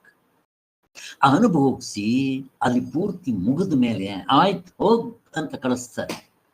ಮತ್ತೆ ವಾಪಸ್ ಇಲ್ಲಿ ಬಂದಾಗ ಇಲ್ಲಿ ನಿಜವಾಗ್ಲೂ ಆ ಪ್ರಾರಬ್ಧ ಕರ್ಮ ಸಾಯೋವಾಗ ಬಿಟ್ಟಿದ್ನಲ್ಲ ಸ್ಟಾರ್ಟ್ ಆಗತ್ತೆ. ಇಲ್ಲಿ ನಾನು ಸ್ಟಾರ್ಟ್ ಆದ್ಮೇಲೆ ಮತ್ತೆ ನಾನು ಈ ಕರ್ಮೇಂದ್ರಿಯಗಳು ಜ್ಞಾನೇಂದ್ರಿಯಗಳು ಅಂತಃಕರಣದಿಂದ ಕೆಲಸ ಮಾಡ್ತೀನಿ, ಕಾಯ ವಾಚ ಮನಸ ಮಾಡಿದಾಗ ಪಾಪ ಪುಣ್ಯ ಎರಡನ್ನೂ ಮಾಡ್ತಾ ಇದ್ದಾಗ ಈಗ ಇದನ್ನ ಇನ್ನು ಫಲ ಕೊಟ್ಟಿಲ್ಲ, ನಾನು ಇವಾಗ ಮಾಡ್ತಾ ಇರೋದು ಕೆಲವು ಈಗಲೇ ಕೊಡುತ್ತೆ ಕೆಲವು ಆಮೇಲೆ ಕೊಡುತ್ತೆ ಅಂತ ಇಟ್ಕೊಡ್ರಿ. ಅದೇನಾಗುತ್ತೆ ಆಗಾಮಿ ಕರ್ಮ ಅಂತ ಕರೀತೀವಿ. ಆಗಾಮಿ ಕರ್ಮ ಅದೇನಾಗುತ್ತೆ ಪ್ರಶ್ನೆ ಕೇಳ್ತಾ ಇದ್ದೀನಿ. ಆಗಾಮಿ ಕರ್ಮ ಎಲ್ಲಿ ಹೋಗ್ಬೇಕು ಇವಾಗ? ಅದಿನ್ನೂ ಫಲನೂ ಕೊಟ್ಟಿಲ್ಲ. ಎಲ್ಲಿಗೆ ಹೋಗ್ಬೇಕು ಆಗಾಮಿ ಕರ್ಮ? ಯಾರಾದ್ರು ಸಂಚಿತ ಕರ್ಮದಲ್ಲೂ ಸಂಚಿತ ಕರ್ಮದಲ್ಲಿ ಕಲೆಕ್ಟ್ ಆಗುತ್ತೆ. ಸಂಚಿತ ಕರ್ಮಕ್ಕೆ ಹೋಗಿ ಸೇರ್ಕೋಬೇಕು ಆಗಾಮಿ ಕರ್ಮ. ಇದಿನ್ನೂ ಏನು ಕೊಡೋದಿಲ್ಲ. ಒಳ್ಳೇದು ಮಾಡಿದ್ರೆ ಒಳ್ಳೇದು, ಕೆಟ್ಟದ್ದು ಮಾಡಿದ್ರೆ ಕೆಟ್ಟದ್ದು, ಎಲ್ಲ ಎರಡೂ ಇರುತ್ತದೆ. ಸಂಚಿತ ಕರ್ಮಕ್ಕೆ ಹೋಗ್ಬೇಕು. ಅದೇ ಸಂಚಿತ ಕರ್ಮ ಆಗಿರುತ್ತೆ. ಅಲ್ಲಿಗೆ ಈಗ ಮಾಡಿರೋ ಸಂಚಿತ ಕರ್ಮ ಅಲ್ಲ, ಕೋಟಿ ಕೋಟಿ ಕೋಟಿ, ಅದೆಷ್ಟು ಯುಗಗಳಿಂದ ಮತ್ತೆ ಸುತ್ತಾ ಇದ್ದೇನೋ ನಾನು. ಸುತ್ತಿ ಸುತ್ತಿ ಸತ್ತು ಸತ್ತು ಹುಟ್ಟಿ ಬಂದೆ ರಾಘವೇಂದ್ರನೇ. ಅದು ಒಂದ್ಸಲ ಅಲ್ಲ, ಕೋಟಿ ಸಲ. ಇನ್ನೂ ನಮಗೆ ಬುದ್ಧಿ ಬಂದಿಲ್ವೇ? ಹಾಗೆ ಅಷ್ಟು ಸಾರಿ ಸುತ್ತಿರೋದರ ಕರ್ಮ ಒಂದ ಎರಡ ಕಣಜದಲ್ಲಿ ಎಷ್ಟು ಬೀಜ ಹಾಕಿರ್ತೀವೋ ಅದಕ್ಕಿಂತ ಜಾಸ್ತಿ. ಒಂದು 100 ವರ್ಷನೋ 60 ವರ್ಷನೋ 70 ವರ್ಷನೋ ಯಾವ ಬೀಜ ಮೇಲಕ್ಕೆ ಬರುತ್ತೆ ಅದ್ರ ತಕ್ಕಂತೆ. ಈಗ ಅದ್ರ ಕೆಳಗಡೆ ಕೆಟ್ಟದ್ದು ಇದೆ, ಒಳ್ಳೆಯದು ಇದೆಲ್ಲ ಮಿಕ್ಸಪ್. ಈಗ ನೀವು ದೇವ್ರನ್ನೇನಾದ್ರೂ ನೆನೀಬಿ ಇದ್ದರೆ, ನನಗನ್ಸುತ್ತೆ ದೇವ್ರ ನೆನೆಯಕ್ಕಿಂತ ಸಾಯುವಾಗ ಗಾಢ ನಿದ್ರೆ ಅನುಭವ ಬಂದ್ರೆ ಇದ್ದಿದ್ದು ಒಳ್ಳೇದು. ಬಂದೇ ನಿಂತ್ಕೊಂಡು ಸತ್ರೆ ಯಬ್ಬಾ ಗ್ರೇಟ್, ಇದು ವಸ್ತುತಂತ್ರ ಸಾಧನೆ ಆಗ್ಬಿಡುತ್ತೆ. ಮೋಕ್ಷ ಆದ್ರೂ ಆಗ್ಬಿಡ್ಬೋದು. ಅಲ್ಲಿ ಮನಸ್ಸು ಬಿಟ್ಟು ಆತ್ಮನಾಗಿ ಇರ್ಬೇಕು. ಇನ್ನು ಪ್ರಾಣ ಇರ್ಬೇಕು. ನನಗೆ ಬರೋವಾಗ ಏನು ಎತ್ಕೊಂಡ್ಬಂದ್ರೆ ಜ್ಞಾನ ಎತ್ಕೊಂಡ್ಬರ್ಬೇಕು. ಆಗೋಯ್ತೇನೆ ನನ್ನ ಕತೆ ಅಂತ ಅಲ್ಲೇ ಗೊತ್ತಾಗ್ಬಿಡ್ಬೇಕು. ಸೊ ಹೇಗಿದೆ ನೋಡಿ, ರಾಮನ್ ನೆನ್ಸ್ಕೊಳ್ಳೋದಕ್ಕಿಂತ ಗಾಢ ನಿದ್ರೆ ಅನುಭವ ಅದನ್ನ ಮೊದಲು ಮಾಡಿರ್ಬೇಕು. ನಾನು ಪ್ರತಿದಿನ ಈಗ ಮಾಡೋದೇ ಬೆಳಗ್ಗೆ ಎದ್ದಿದ ತಕ್ಷಣ ಗಾಢ ನಿದ್ರೆ, ಬಾ ಎಂಥ ಆನಂದ, ಅದನ್ನ ಮೆಲ್ಕ್ ಹಾಕ್ರಿ ಸಾಕು. ಹೀಗೆ ಏನಾದರೂ ಆಗಲಿ ನೋಡ್ರಿ. ಆ ಇವನಿಗೆ ಯಾರು ಅವನು ಅಹಂ ಮನುಹು ಅಹಂ ಸೂರ್ಯ ಅಂತ ಅನ್ನಲ್ಲ ವಾಮದೇವ. ಅವನಿಗೆ ಆ ಸಾಯೋ ಸಮಯದಲ್ಲಿ ಬರ್ಲಿಲ್ವೇನೋ, ಮತ್ತೆ ಒಂದು ಜನ್ಮ ತಗೋಬೇಕಾಗಿತ್ತೇನೋ. ಅವನ ತಾಯಿ ಗರ್ಭದಲ್ಲಿದ್ದಾಗ ಅವನಿಗೆ ಮುಕ್ತನಾಗ್ಬಿಟ್ಟ. ಅವನು ಇನ್ನೂ ಡೆಲಿವರಿನೇ ಆಗಿಲ್ಲ. ಅಲ್ಲೇ ಅಹಂ ಮನುಹು ಅಹಂ ಸೂರ್ಯ, ನಾನೇ ಮನು ನಾನೇ ಸೂರ್ಯ ನಾನೇ ಪರಮಾತ್ಮ. ಜಂಬ ಅಲ್ಲ, ಅಹಂಕಾರ ಅಲ್ಲ, ಇದು ಅನುಭವ. ಹಿಂಗೆ ಎತ್ಕೊಂಡ್ಬರ್ಬೇಕಿದು. ಆವಾಗ ನೆಕ್ಸ್ಟ್ ಅವ್ರು ಏನ್ ಮಾಡ್ಬೇಕು? ಎಂಥದ್ದು ಮಾಡೋದಿಲ್ಲ. ಕರ್ತೃ ಮಾಡೋನೇ ಇಲ್ಲ. ಅಲ್ಲಿ ಸತ್ತೋಗ್ಬಿಟ್ಟ ಅವನು. ಅಜ್ಜ ಹೇಳ್ತಾ ಇದ್ರು, ಪುತ್ತೂರ ಅಜ್ಜ, ಹಿಂದಿದ್ದವನ್ ಸತ್ತ, ಇವನು ಹೊಸ ಮನಸ್ಸು. ಅದ ಎಲ್ಲ ಹಿಂಗೆ ಇರ್ತಿರುತ್ತೆ ನೋಡ್ರಿ, ಹೇಗಿರುತ್ತೆ. ಇಲ್ಲೇ ಮುಕ್ತನಾಗ್ಬಿಟ್ಟಾಗ ಹಿಂದೆ ಇದ್ದವನ್ ಸತ್ತ, ಅದನ್ನೇ ನಾನೂ ಅಹಂಕಾರ ಹೋದ್ರೆ ಪರಮಾತ್ಮನಾಗ್ಬಿಡ್ತೀವಿ ನಾವು.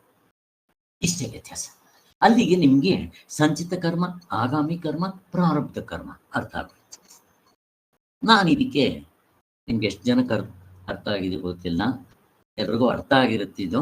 ನಿಮ್ಗೆ ಇನ್ನೊಂದು ಸಿಂಪಲ್ ಎಕ್ಸಾಂಪಲ್ ಕೊಡ್ತೀನಿ. ಯಾಕೆಂದ್ರೆ ನೀವೆಲ್ಲ ಹೆಂಗಸರು ಇರೋದ್ರಿಂದ ಹೆಂಗಸರಿಗೆ ದೃಷ್ಟಾಂತ ಕೊಟ್ರೆ ಚೆನ್ನಾಗಿ ಅರ್ಥ ಆಗ್ಬಿಡುತ್ತೆ. ಈಗ ಫಾರ್ ಎಕ್ಸಾಂಪಲ್, ನನ್ನ ಅಡುಗೆ ಮನೆಯಲ್ಲಿ ಸಕ್ಕರೆ, ಬೆಲ್ಲ, ಉಪ್ಪು, ಹುಣಸೆ ಹಣ್ಣು, ಅಕ್ಕಿ ಎಲ್ಲ ಇಟ್ಕೊಂಡಿರ್ತೇನೆ. ಎಲ್ಲ ಡಬ್ಬದಲ್ಲಿ ಇಟ್ಬಿಟ್ಟಿರ್ತೇನೆ. ಮೊನ್ನೆ ಮೀನಮ್ಮ ಬಂದಿದ್ದಾರೆ ನಮ್ಮ ಅಡುಗೆ ಮನೆಯಲ್ಲ ಕುಂಡ್ರಿಸಿ, ಅಲ್ಲಿ ಅವ್ರಿಗೇನೋ ಕೊಟ್ಟಿದ್ದೆ, ತಿಂತಾ ಇದ್ರು ಬಾಳೆಹಣ್ಣು.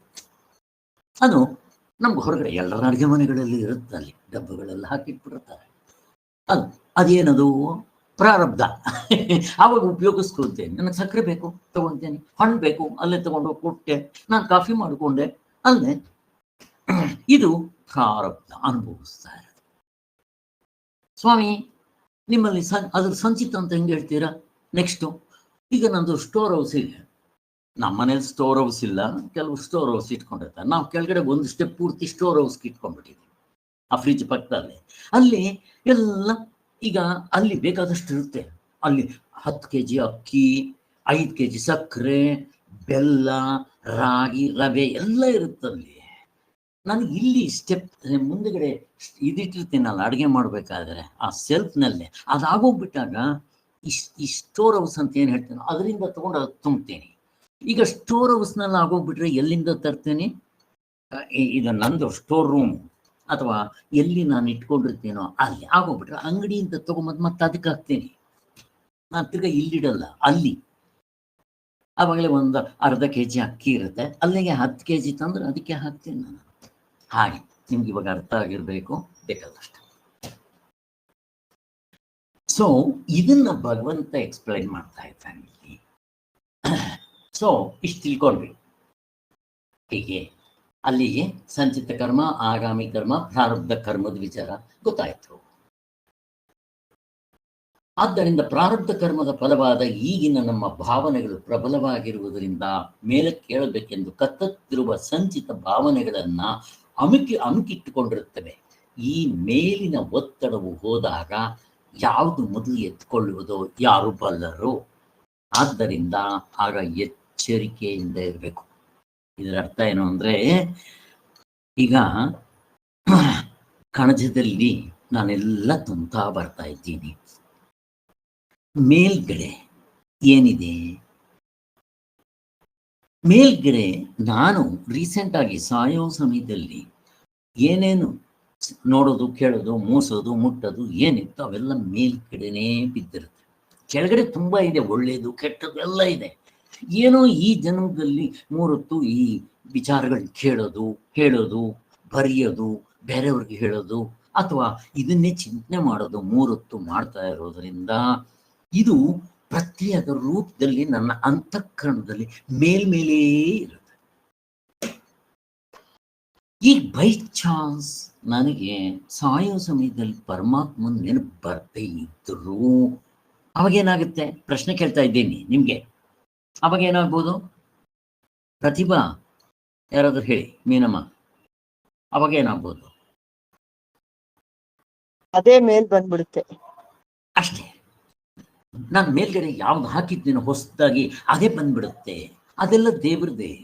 ದೇವ್ರ ನೆನಪು, ಶ್ರವಣ, ಮನನ, ಅವನ್ನೇ ಪುಸ್ತಕ ಓದಿದ್ದು ಅದೇ ಮೇಲ್ಕೆ ಬಂದ್ಬಿಡುತ್ತೆ. ಇಲ್ಲ, ಸಾಯೋ ಸಮಯದಲ್ಲಿ ನನ್ನ ಮನಸ್ಸಿನಲ್ಲಿ ಆ ರಾಮಂದು ಗಾಢ ನಿದ್ರೆ ಅನುಭವದಿಂದ ಆತ್ಮನ್ನೇ ಚಿಂತನೆ ಮಾಡೋದು ಅದೇ ಬಂದ್ಬಿಡುತ್ತೆ. ಹೇಗಿದೆ ನೋಡ್ರಿ ಇದು.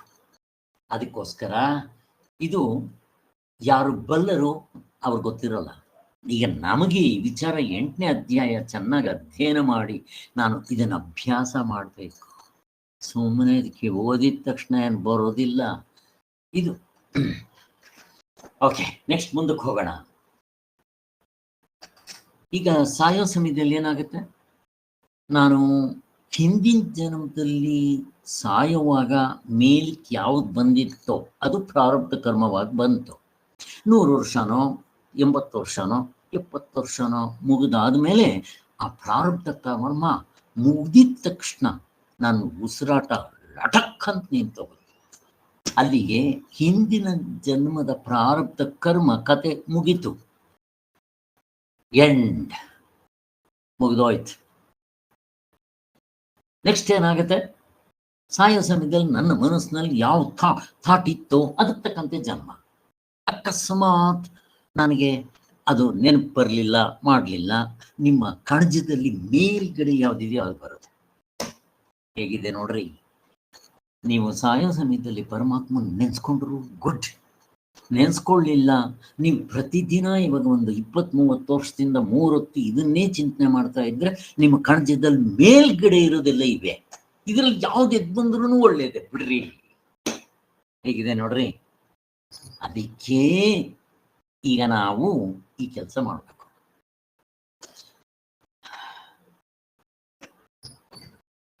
ಹಲೋ ಪ್ರತಿಭಾ ಮತ್ತೆ ಮೀನಮ್ಮ ಇದ್ದೀರಾ?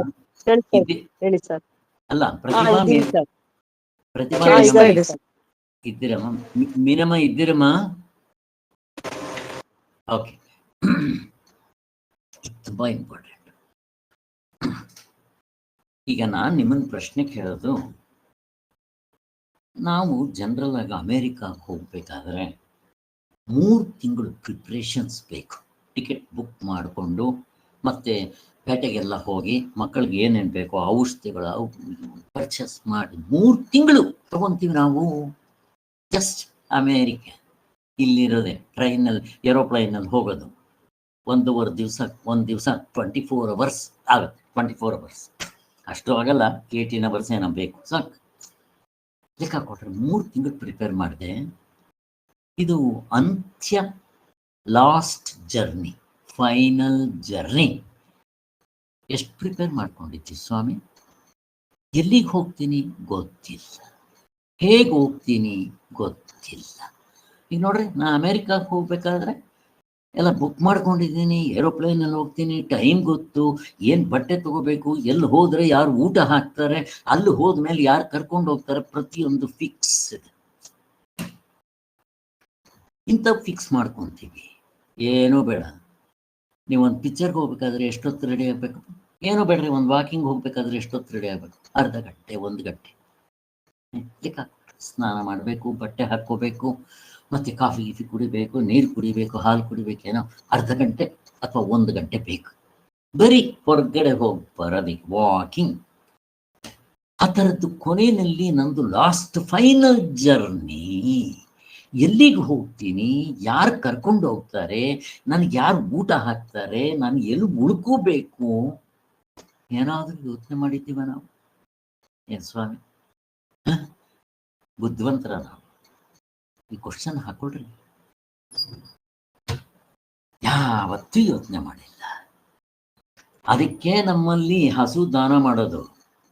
ಹಸು ದಾನ ಮಾಡಿದ್ರೆ ಏನಾಗುತ್ತೆ? ಆ ಹಸು ನಾವು ದಾನ ಮಾಡಿದ್ರೆ ಸತ್ತಾಗ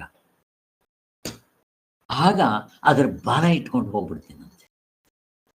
ಎಷ್ಟು ಚೆನ್ನಾಗಿದೆ. ಏನಾದರೂ ಆಗಲಿ, ನನಗದು ಬರುತ್ತೋ ಇಲ್ವೋ ಗೊತ್ತಿಲ್ಲ. ಯಾಕೆ? ಶಾಸ್ತ್ರ ನಂಬ್ಕೋಬೇಕು. ಇಲ್ಲಿ ನನಗೆ ಬರದೇ ಇದ್ರು ಹೋಗಲಿ, ಅವ್ರೇನೋ ಹೇಳ್ತಾರೆ, ನಂಬ್ಕೋಬೇಕು. ನನ್ನ ಮಕ್ಕಳು ದಾನ ಮಾಡೋದ್ರಿಂದ ಅವ್ರ ಪುಣ್ಯ ಬರುತ್ತೋ ಇಲ್ವೋ ಅಷ್ಟಾದರೂ ಹೇಳಿ. ಡೆಫಿನೆಟ್ ಬಿಡ್ರಿ.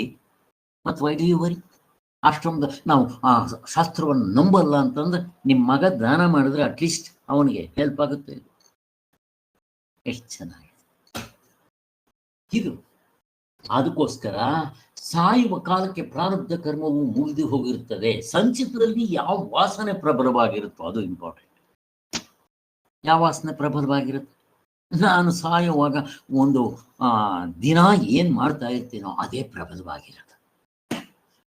ಪ್ರತಿದಿನ ನಾನು ಏನು ಮಾಡ್ತೀನೋ ಅದು ಹೋಗಿದ್ದೆ ಆ ಕಣಜದಲ್ಲಿ ಮೇಲ್ಗಡೆ ಕೂತಿರುತ್ತೆ. ನೀವು ಎಷ್ಟು ಬೇಕಾದ ತೆಗಿರ್ರಿ, ಎಲ್ಲ ಆಧ್ಯಾತ್ಮದ್ದೇ.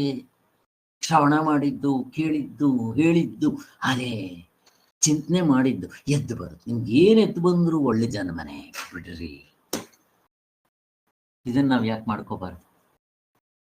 ಎಷ್ಟು ಚೆನ್ನಾಗಿದೆ.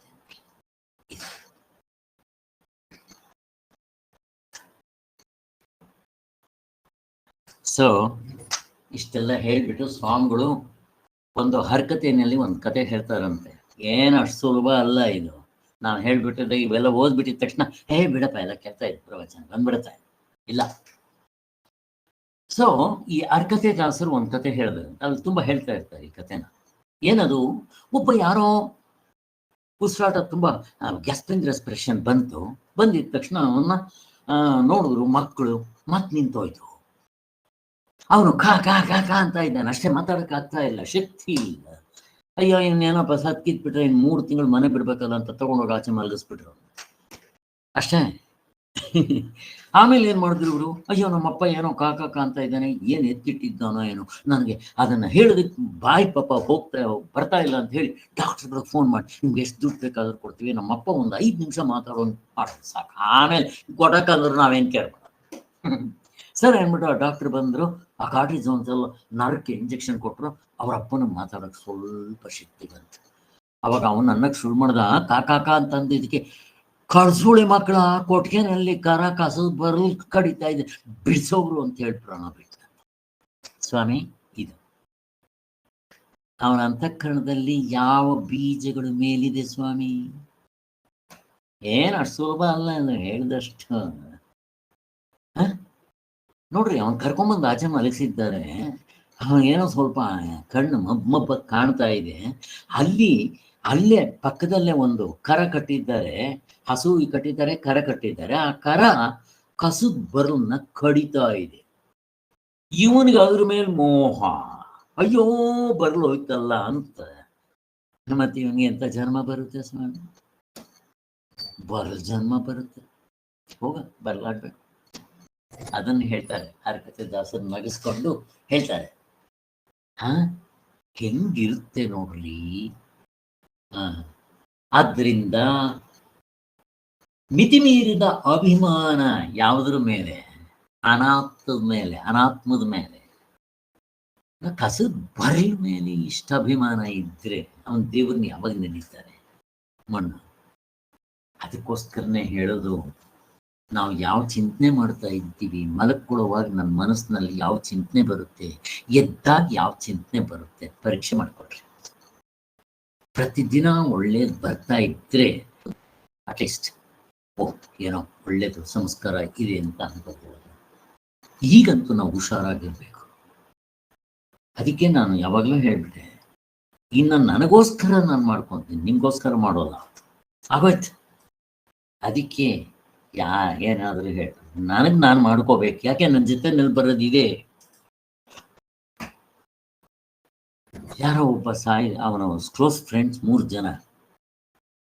ಅವನು ಕೇಳಿದ್ನಂತೆ, ನೋಡ್ರೋ, ನಾನು ಸಾಯೋವಾಗ ನನ್ಗೆ ಭಯ ಆಗುತ್ತೆ ಕಣ್ರೋ, ನೀವು 3 ಬರಬೇಕು. ಅದ್ರಲ್ಲಿ ಒಬ್ಬ ಹೇಳಿದ್ನಂತೆ, ಇಲ್ಲ ಕಣೋ, ನಿನ್ನ ಮನೆವರೆಗೂ ಬರ್ತೀನಿ. ಇನ್ನೊಬ್ಬ ಹೇಳಿದ್ನಂತೆ, ಇಲ್ಲಪ್ಪ ಸ್ಮಶಾನದವರೆಗೂ ಬರ್ತೀನಿ. ಇನ್ನೊಬ್ಬ ಹೇಳಿದ್ನಂತೆ, ಆಯ್ತು ಕಣೋ, ಕೊನೆಯಲ್ಲಿ ನಿನ್ನ ಜೊತೆ ಬರ್ತೀನಿ ಅನ್ನಂತೆ. ಯಾರಪ್ಪ ಇವ್ರು 3? ಮೊದಲನೇವನು ಮನೆವರೆಗೂ ಬರೋವನು ಅಂತ ಹೇಳಿದ್ದು, ನಾನು ಸಂಪಾದನೆ ಮಾಡಿದ್ರಲ್ಲಿ ನನ್ನ ಮೇಲೆ ಬಟ್ಟೆ ಹಾಕ್ಬೋದು, ಒಂದು ಹಾರ ಹಾಕ್ಬೋದು, ಅಷ್ಟೇ. ಸ್ಮಶಾನದವರೆಗೂ ಯಾರು ಬರ್ತಾರೆ? ಹೆಂಡತಿ, ಮಕ್ಕಳು, ಅಷ್ಟೇ. ಹೆಂಡತಿನೂ ಬರೋಂಗಿಲ್ಲ, ಹೆಂಗಸಿನೂ ಬರೋಂಗಿಲ್ಲ ಅಂತಾರಲ್ಲ. ಮಕ್ಕಳಿಗೆ ಬರ್ಬೋದು, ಸ್ವಲ್ಪ ನೆಂಟರಿಗೆ ಬರ್ಬೋದು. ಹಾಗಾದ್ರೆ ನಾನು ಸತ್ತ ಮೇಲೆ ಈ ಶರೀರನ ಊತಾಕ್ತಾರೆ, ಸುಟ್ಟಾಕ್ತಾರೆ. ಮತ್ತು ನನ್ನ ಜೊತೆಲಿ ಬರೋರು ಯಾರಪ್ಪ ಬರೋದು? ಪಾಪ ಪುಣ್ಯ ಸರ್. ನೋಡ್ರಿ, ಮಾಡೋವಾಗ ಗೊತ್ತಾಗೋದಿಲ್ಲ. ನಗ್ನಗ್ತಾ ಮಾಡ್ತೀವಿ, ಅನುಭವಿಸೋವಾಗ ಅಳ್ತಾ ಅನುಭವಿಸ್ಬೇಕು. ಮಾಡಿದ್ದುಣ್ಣೋ ಮಹಾರಾಯ. ಯಾವಾಗ ಉಪ್ಪು ತಿಂದಿದ್ಯಾ ಮತ್ತೆ ನೀರು ಕುಡಿ. ಚೆಂಡು ಗೋಡೆ ಹೊಡೆದಿದ್ಯಾ, ಚೆಂಡಲ್ಲ ಕಲ್ಲು, ನಿನ್ಗೆ ಕಲ್ಲು ಬರುತ್ತೆ. ಹೂವು ಹೊಡೆದಿದ್ರೆ ಹೂವು ಬರ್ತಾ ಇತ್ತು, ಹೊಡೆದಿಲ್ವಲ್ಲ ನೀನು. ಯಾರಿಗಾದ್ರು ಕೊಟ್ಟಿದ್ದೀಯಾ ನೀನು? ಯಾರಿಗೂ ಕೊಟ್ಟಿಲ್ಲ. ಮತ್ತೆ ನಿನ್ಗೆ ಹೆಂಗೆ ಬರುತ್ತೆ? ಅಷ್ಟೇ ಅನುಭವಿಸ್. ಹೇಗಿದೆ ನೋಡ್ರಿ. ಆದ್ರಿಂದ ಪಾಪ ಪುಣ್ಯ ಬರುತ್ತೆ. ಬಟ್ ನಮಗೆ 3 ಹೊತ್ತಿ ಚಿಂತನೆ ಮಾಡ್ತಾ ಇರೋದ್ರಿಂದ ನಮ್ಗೆ ರಾಮನ್ ನೆನಪು ಬರಬೇಕು, ಶಿವನ್ ನೆನಪು ಬರಬೇಕು, ಅಥವಾ ಈ ವಿಚಾರಗಳೇ ನೆನಪು ಬರಬೇಕು. ಗ್ರೇಟ್. ಪಾಪ ಪುಣ್ಯ ಅದಷ್ಟು ಇರುತ್ತೆ ಬಿಡ್ರಿ, ಅದೇನು ಯೋಚನೆ ಮಾಡ್ಬಿಡ್ರಿ. ಮತ್ತಿನ್ನೊಂದು, ಯಾರೋ ಒಬ್ರು ಕೇಳಿದ್ರು, ಅಲ್ಲ ಸ್ವಾಮಿ, ನಾವು ಈಗ ಪಾಪನ ಮಾಡಿರ್ತೀನಿ, ಪುಣ್ಯನ ಮಾಡಿರ್ತೀನಿ. ನಾನು ಪುಣ್ಯ ಬಂದಿದ್ದೆ ಒಂದು 90% ಮಾಡಿಬಿಟ್ಟಿರ್ತೀನಿ, ಇನ್ನೊಂದು 10% 5% ಪಾಪ ಮಾಡಿರ್ತೀನಿ. ಅದರಲ್ಲಿ 10% ಕಳೆದ್ಬಿಡ್ರಿ, ಇನ್ನು ಮಿಕ್ಕಿರೋ 70% ನಾನು ಸ್ವರ್ಗ ಅನುಭವಿಸ್ಬೇಕಲ್ಲ ಅಂತಾರೆ. Is it okay? ಒಪ್ಕೊಂತೀರಾ? ಪುಣ್ಯದಲ್ಲಿ ಪಾಪವನ್ನ ಕಡಿಯೋದು ಗಿಳಿಯೋದೇನಿಲ್ಲ ಸರ್, ಅದನ್ನೇ ಅನುಭವಿಸ್ಬೇಕು ಸರ್. ಹೇಗಿದೆ ದೃಷ್ಟಾಂತ? ಏನು ನನಗೆ ಪ್ರೂಫ್ ಆಗ್ಬೇಕು. ಯಮಧರ್ಮರಾಜ ಹುಟ್ಟಿದಾಗಲಿಂದ ಸಾಯೋವರೆಗೂ ಇವನು ಯಮಧರ್ಮರಾಜನ ವರದಿಂದ ಹುಟ್ಟಿದಂಥ ಧರ್ಮರಾಯ ಅಷ್ಟು ಧರ್ಮದಿಂದ ನಡ್ಕೊಂಡ್ರು, ಕ್ಷಮಾಗುಣದಿಂದ ನಡ್ಕೊಂಡ್ರು. ಅವನಿಗೆ ನರಕದ ದರ್ಶನ ಆಯ್ತು. ಯಾಕೆ ಗೊತ್ತಾ? ಯಾಕೆ? ಅದೇ ಆನೆ ಸುಳ್ಳು ಹೇಳ್ತಾನಲ್ಲ ಸರ್, ಅಶ್ವತ್ಥಾಮ ಅತಃ ಕುಂಜರ. ಒಂದೇ ಒಂದು ತಪ್ಪು ಗೊತ್ತಿತ್ತು, ಫೈನಲ್ ಬಂತು. ಅದಕ್ಕೆ ನರಕದ ದರ್ಶನ. ಪಾಪ ಮಾಡಿದ್ದ ಅಷ್ಟು ಅನುಭವಿಸ್ಲೇಬೇಕು. ಅವನು ಬರೀ ನರಕದ ದರ್ಶನ ಅಷ್ಟೇ. ಹೆಂಗಿದೆ. ಅವನು ಧರ್ಮಕ್ಕೋಸ್ಕರನೇ ಮಾಡ್ದ. ಬಟ್ ಪಾಪ ಮನೆ ನನ್ಗೆ ಅರ್ಥ ಆಗೋದಿಲ್ಲ ಇಲ್ಲಿ ಕೃಷ್ಣ ಭಗವಂತ ಯಾಕೆ ಹೇಳ್ಕೊಟ್ಟ. ಅವನು ಮನಸ್ಸು ಮಾಡಿದ್ರೆ ಇದನ್ನ ಯಾಕೆ ಹೇಳಿದ್ರು ಅಂತಂದ್ರೆ ಅರ್ಥ ಆಗ್ಲಿ ಏನಂತ.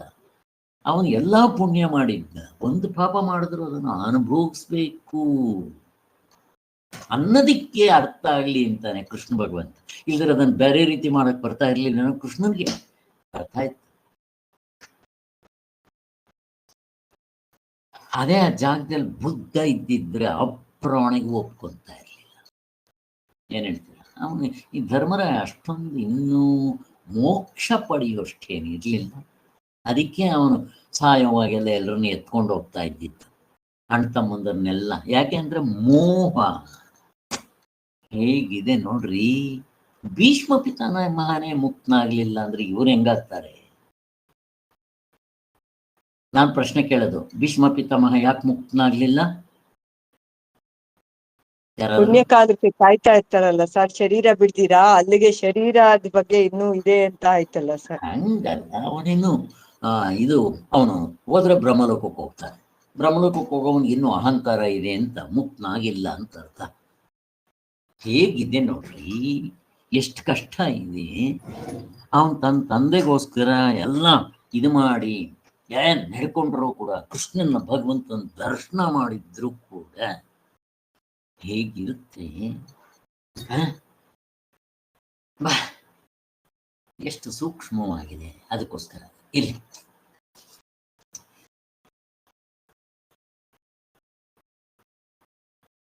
ನನಗೆ ನನ್ನ ಶರೀರದ ಮೇಲೆ, ನನ್ನ ಹೆಂಡತಿ ಮಕ್ಕಳ ಮೇಲೆ ಎಷ್ಟು ಮೋಹ ಇದೆ ಅಂತ ನೋಡ್ಕೋಬೇಕು. ನಾನು ಚೆಕ್ ಮಾಡ್ಕೋಬೇಕು. ಇರ್ಲಿ ಬಿಡ್ರಿ. ಆದ್ದರಿಂದ ಸಾಯುವಾಗ ಅದರ ಯೋಚನೆ ಹೊರತು ನನ್ನ ಬಾಳಿಯಲ್ಲಿ ನಾನು ಮಾಡಿರುವ ಪಾಪ ಪುಣ್ಯಗಳಿಗೆ ಎಂಥವೋ ಅವುಗಳ ಫಲವಾಗಿ ನನಗೆ ಪರಲೋಕದಲ್ಲಿ ಏನಾದೀತು ಮತ್ತೆ ಅಲ್ಲಿ ಹೋದ್ಮೇಲೆ ಅನುಭವಿಸ್ಬೇಕು. ಅದಾದ್ಮೇಲೆ ನೆಕ್ಸ್ಟ್ ಏನೋ ಪರಲೋಕದ ಬೇರೆ, ಮತ್ತೆ ಹುಟ್ಟು ಬರ್ತೀನಿ, ತಿರ್ಗಾ ತಗೊಂಡ್ಬರ್ತೀನಿ, ಇಲ್ಲೂ ಅನುಭವಿಸ್ಬೇಕು. ಹೆಂಗಿದೆ ನೋಡ್ರಿ, 3 ಕಡೆ. ಇಲ್ಲಿ ಅನುಭವಿಸ್ಬೇಕು, ಸತ್ರೆ ಅಲ್ಲಿ ಅನುಭವಿಸ್ಬೇಕು, ಹೀಗೆ ಮತ್ತೆ ತಿರ್ಗಾ ಹುಟ್ಟು ಬಂದ್ರೆ ಅದನ್ನೇ ಇಲ್ಲೂ ಅನುಭವಿಸ್ಬೇಕು. 3 ಕಡೆ ಅನುಭವಿಸ್ಬೇಕು. ನಾವು ಒಂದು ಮಾಡ್ಬಿಟ್ರೆ ಪುಣ್ಯ ಆಗ್ಲಿ ಪಾಪ ಆಗ್ಲಿ. ನಮ್ಗೆ ಯೋಚನೆ ಇದೆಯಾ ಅಂತ ಹೇಳ್ತಾ ಇದ್ದಾರೆ. ಎಂತ ಯೋಚನೆಯಿಂದ ಕೂಡಿ ಮನುಷ್ಯನು ಸಾಯುವನು ಅಂತ ಗತಿ, ಅಂತ ಜನ್ಮ ಹೇಗಿದೆ ನೋಡಿ. ಮತ್ತೆ ಮನುಷ್ಯ ಅಂತ ಅಂತ ಗತಿ ಅಲ್ಲಿ ಹೋದ್ಮೇಲೆ ನಾನು ಅನುಭವಿಸ್ಬೇಕು ಸ್ವರ್ಗ ನರಕ. ಜೊತೆಗೆ ನಾನು ವಾಪಸ್ ಬಂದಾಗ ಇಲ್ಲಿ ಆ ಜನ್ಮ ಬರುತ್ತೆ ನನಗೆ. ಬದುಕಿರುವಾಗ ಎಂಥ ಭಾವನೆಗಳನ್ನ ಅಂತಃಕರಣದಲ್ಲಿ ತುಂಬಿಕೊಂಡಿರ್ತಾನೋ, ಆ ಕಣಜದಲ್ಲಿ ಎಂತೆಂಥ ಕರ್ಮಗಳನ್ನ, ಇದು ಫಲಗಳನ್ನ, ಪ್ರತ್ಯಯಗಳನ್ನ ತುಂಬಿಕೊಂಡಿರ್ತಾನೋ. ಅದು ಪ್ರತ್ಯಯಗಳು ಯಾವ್ಯಾವುದರಿಂದ? ಕಾಯ, ವಾಚ, ಮನಸ. ನೀವು ಸುಮ್ಮನೆ ಯಾವುದೋ ಒಂದು ಮರ ನೋಡ್ರಿ, ಅದು ಪ್ರತ್ಯಯವಾಗ ಅಲ್ಲಿ ಇರುತ್ತೋ ಹಂಗೆಲ್ಲ ಇರುತ್ತೆ ನೋಡ್ರಿ. ಆದ್ದರಿಂದ ಹೀವು ಅಂಥ ಕರ್ಮಗಳನ್ನ ಮಾಡ್ತಾನೆ. ಅಂಥ ವಾಸನೆಯು ಅಂತಃಕರಣದಲ್ಲಿ ಹೇರಳವಾಗಿರುತ್ತೆ. ಯಾವುದು ಹೇರಳವಾಗಿರುತ್ತೋ ಮೇಲ್ಗಡೆ ಎದ್ದು ಬಂತು. ಮೇಲ್ಗಡೆ ಯಾವುದಿರುತ್ತೋ ಅದು ಎದ್ದು ಬರುತ್ತೆ. ಅದಕ್ಕೆ ನಾನು ಹೇಳುದು, ಇಲ್ಲಿವರೆಗೂ ಎಷ್ಟು ಜನ್ಮಗಳಲ್ಲಿ ನಾವು ಏನೇನು ಪಾಪ ಮಾಡಿದ್ವು. ಈಗ ಇವನು ಬೀರಪ್ಪ ಆಗಲಿ, ಆಮೇಲೆ ಅಂಗುಲಿ ಮಾಲ ಆಗಲಿ, ಅಥವಾ ವಾಲ್ಮೀಕಿ ಆಗಲಿ, ಎಷ್ಟು ಅವ್ರಿಗಿಂತ ಕಡಕರ ನಾವು. ಅವ್ರಿಗೆ ಎಂಥ ಕೆಲಸಗಳು ಮಾಡಿದ್ರು ಈ ಜನ್ಮದಲ್ಲೇ. ಕೊಲೆ, ದರೋಡೆ, ಕಳ್ತನ, ಮೋಸ, ವಂಚನೆ, ಕಪಟ, ಹಿಂಸೆ, ಕೊಲೆ ಇವೆಲ್ಲ ಮಾಡಿದ್ರು. ಆದರೂ ಕೂಡ ಅವ್ರ ಕೊನೆಗೆ ಮನಸ್ಸು ಮಾಡಿ ಈ ದಾರಿಗೆ ಬಂದು ಯಾರೋ ಅಂತ ಗುರುಗಳು ಸಿಕ್ಬಿಟ್ರು. ನಾರದರಂಥವರು, ಬುದ್ಧನಂಥವರು ಉದ್ಧಾರ ಆಗ್ಬಿಟ್ರು. ಅವರು ಕೊನೆಗೆ ಅವರು ಪೂರ್ತಿ ಚೇಂಜ್ ಆಗುತ್ತೆ, ಅವ್ರ ಲೈಫೇ ಚೇಂಜ್ ಆಗುತ್ತೆ. ಆ ಬುದ್ಧನ ಶಿಷ್ಯ ಅಂಗುಲಿಮಾಲ, ಅವನ ಹೆಸರು ಅಹಿಂಸಕ.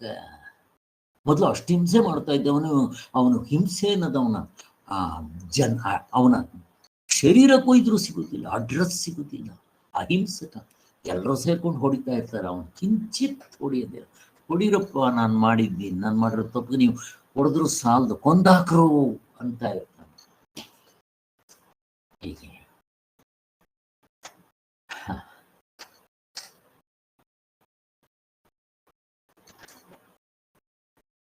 ಅದಕ್ಕೋಸ್ಕರ ಸಾಯುವಾಗ ಅದಕ್ಕೆ ಅನುಗುಣವಾದ ವಾಸನೆಗಳೇ ಪ್ರಬಲವಾಗಿ ಮುಂದಿನ ಗತಿಗೆ ಜನ್ಮವನ್ನು ಗೊತ್ತುಪಡಿಸುವುದು. ಆದ್ದರಿಂದಲೇ ಸಾಯುವ ಕಾಲಕ್ಕೆ ಭಗವಂತನ ಸ್ಮರಣೆ ಇರಬೇಕು. ಯಾವಾಗಲೂ ಆ ಭಾವನೆಯಿಂದಲೇ ಅಂತಃಕರಣನ ಊರಿಟ್ಕೊಂಡಿರ್ಬೇಕು. ಉಪ್ಪಿನಕಾಯಿ ಹಾಕಿದ್ರೆ ಉಪ್ಪು ಮಯ್ಯ ಎಲ್ಲ ಉಪ್ಪೆಲ್ಲ ಎಲ್ಲ ಕಡೆ ಊಡ್ಬಿಡುತ್ತಲ್ಲ, ಹಂಗೆ ನನ್ನ ಅಂತಃಕರಣದಲ್ಲಿ ಒಳ್ಳೆಯ ಸಂಸ್ಕಾರಗಳೇ ಮೇಲ್ಗಡೆ ಇರಬೇಕು, ಕೆಳಗಡೆ ಏನ್ ಬೇಕಾದ್ರೂ ಇಟ್ಕೊಳ್ಬೇಕು. I don't mind. ಈಗ ನಿಮಗೆ ಚಾಯ್ಸ್ ಇದೆ. ಅದಕ್ಕೆ ನಾವು ಇದನ್ ಮಾಡಬೇಕು.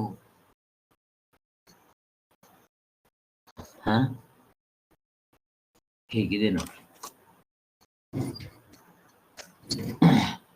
ಈ ಸಂದರ್ಭ. ಕರೆಕ್ಟ್ ಆಗಿ ನಾನು ಒಂದೆರಡು ಕಥೆಗಳು ಹೇಳಿ ನೆನೆಸ್ಬಿಡ್ತೀನಿ, ಸಾಕು. ತುಂಬಾ ಇಂಪಾರ್ಟೆಂಟ್ ಈ ಕನೆಕ್ಷನ್. ಮತ್ತೆ ನಾಳೆ ನಾನು ತಗೊಂಡ್ಬರಕ್ ಬರಲ್ಲ ಈ ಸಂದರ್ಭಕ್ಕೆ. ಯಾರೋ ಒಬ್ಬ ಜಮೀನ್ ಹತ್ರ ಇರ್ತಾನೆ. ಒಬ್ಬ ಸನ್ಯಾಸಿಗಳು ನಡ್ಕೊಂಡು ಹೋಗ್ತಾ ಇರ್ತಾರೆ. ಅವರು, ಅಪ್ಪ ನಾನು ಇಂಥ ಊರಿಗೆ ಹೋಗ್ಬೇಕು, ಎಲ್ಲಿಗೆ ಹೋಗ್ಬೇಕು, ಹೆಂಗ್ ಹೋಗ್ಬೇಕು ಅಂತ ಕೇಳ್ತಾರೆ. ಜಮೀನು 4 ಕಡೆ ದಿಕ್ಕಿರುತ್ತೆ, ಹೆಂಗ್ ಹೋಗ್ಬೇಕು ಅಂತ ಕೇಳ್ತಾನೆ. ಆ ಮುತ್ಕ ಹೇಳ್ತಾನೆ ಅವನು, ಸ್ವಾಮಿ ನೀವು ಹೆಂಗ್ ಬೇಕಾದ್ರೂ ಹೋಗ್ರಿ, ನನ್ನ ಜಮೀನ್ ಮೇಲೆ ಹೋಗ್ಬೇಕು. ಉತ್ತರಕ್ಕೆ ಹೋಗ್ತೀರಾ, ದಕ್ಷಿಣಕ್ಕೆ ಹೋಗ್ತೀರಾ, ಪೂರ್ವಕ್ಕೆ ಹೋಗ್ತೀರಾ, ಪಶ್ಚಿಮಕ್ಕೆ ಹೋಗ್ತೀರಾ, ನನ್ನ ಜಮೀನ್ ಮೇಲೆ ಹೋಗ್ಬೇಕ್ರಿ ಅಂತಂದ. ಸ್ವಾಮಿಗಳು ತುಂಬಾ ಸೂಕ್ಷ್ಮ ಬುದ್ಧಿ ಇರೋರು, ಸನ್ಯಾಸಿಗಳು, ಅರ್ಥ ಆಗೋಯ್ತು. ಇನ್ನೊಂದ್ಸಾರಿ ಕೇಳ್ತಾರೆ, ಹೇಳಿದ್ನಲ್ಲ ಸ್ವಾಮಿ ಎಲ್ಲ ನಂದೇ ಜಮೀನು. ಅಪ್ಪ ನಿನಗೋಸ್ಕರ ಏನ್ ಮಾಡ್ಕೊಂಡಿದ್ದೀಯ ಅಂತ ಕೇಳಿದ ಡೈರೆಕ್ಟ್.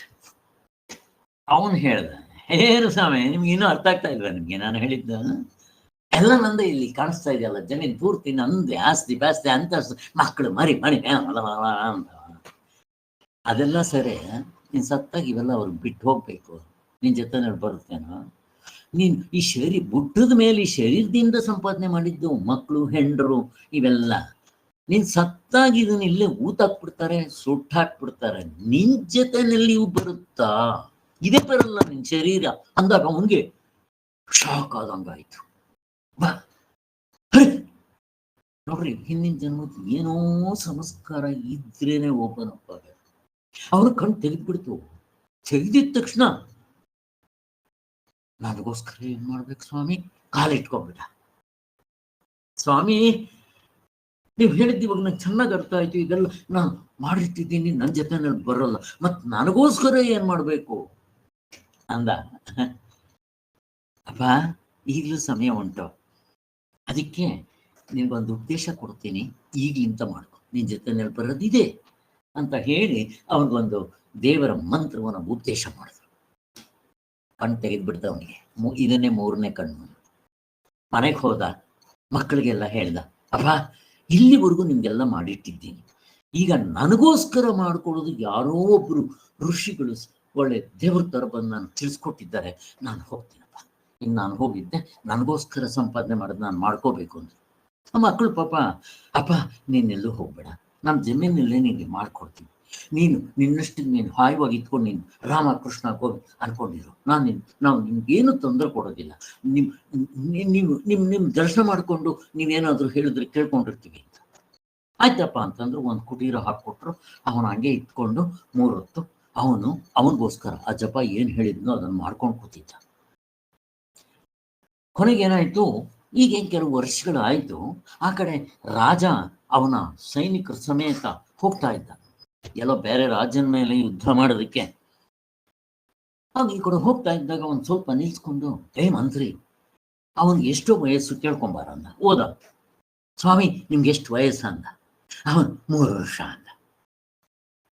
ಆಗ ಅವನು, ಸ್ವಾಮಿ ನಿಮ್ ವಯಸ್ಸು ಕೇಳ್ತಾ ಇದ್ದೀನಿ, ಇವನ್ಗೊಂದು 80-80 ವರ್ಷ ಆದಂಗಿದೆ, ಇವತ್ತು ಬಡಗಂಸ ಹೆಂಗಿದ್ದಾನೆ, 3 ವರ್ಷ ಹೇಳ್ತಾನೆ ಅಂತ ಅವ್ನು ಕಿವಿ ಕೇಳಿಸ್ಲಿಲ್ವೇನಂತ ಇನ್ನೊಂದ್ಸರಿ ಜೋರಾಗಿ ಕೇಳ್ತಾನೆ. ಅಪ್ಪ 3 ವರ್ಷ ಅಂದ.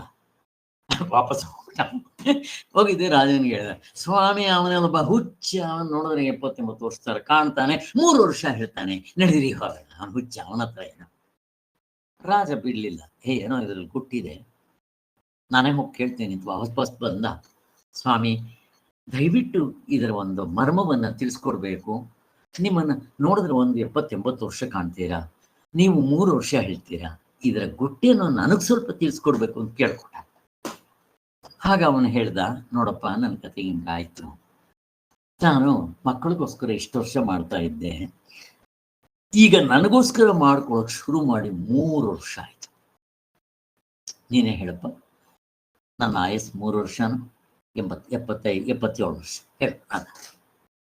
ರಾಜನ ತಲೆ ಓಪನ್ ಆಗೋಯ್ತು. ನಾನೆಂತ ಅವನು ಹೂಗ ರಾಜನ್ಗೆ ನನ್ನ ರಾಜ್ಯ ದೊಡ್ಡದು ಮಾಡ್ಬೇಕು ಅಂತಿದ್ದೆ.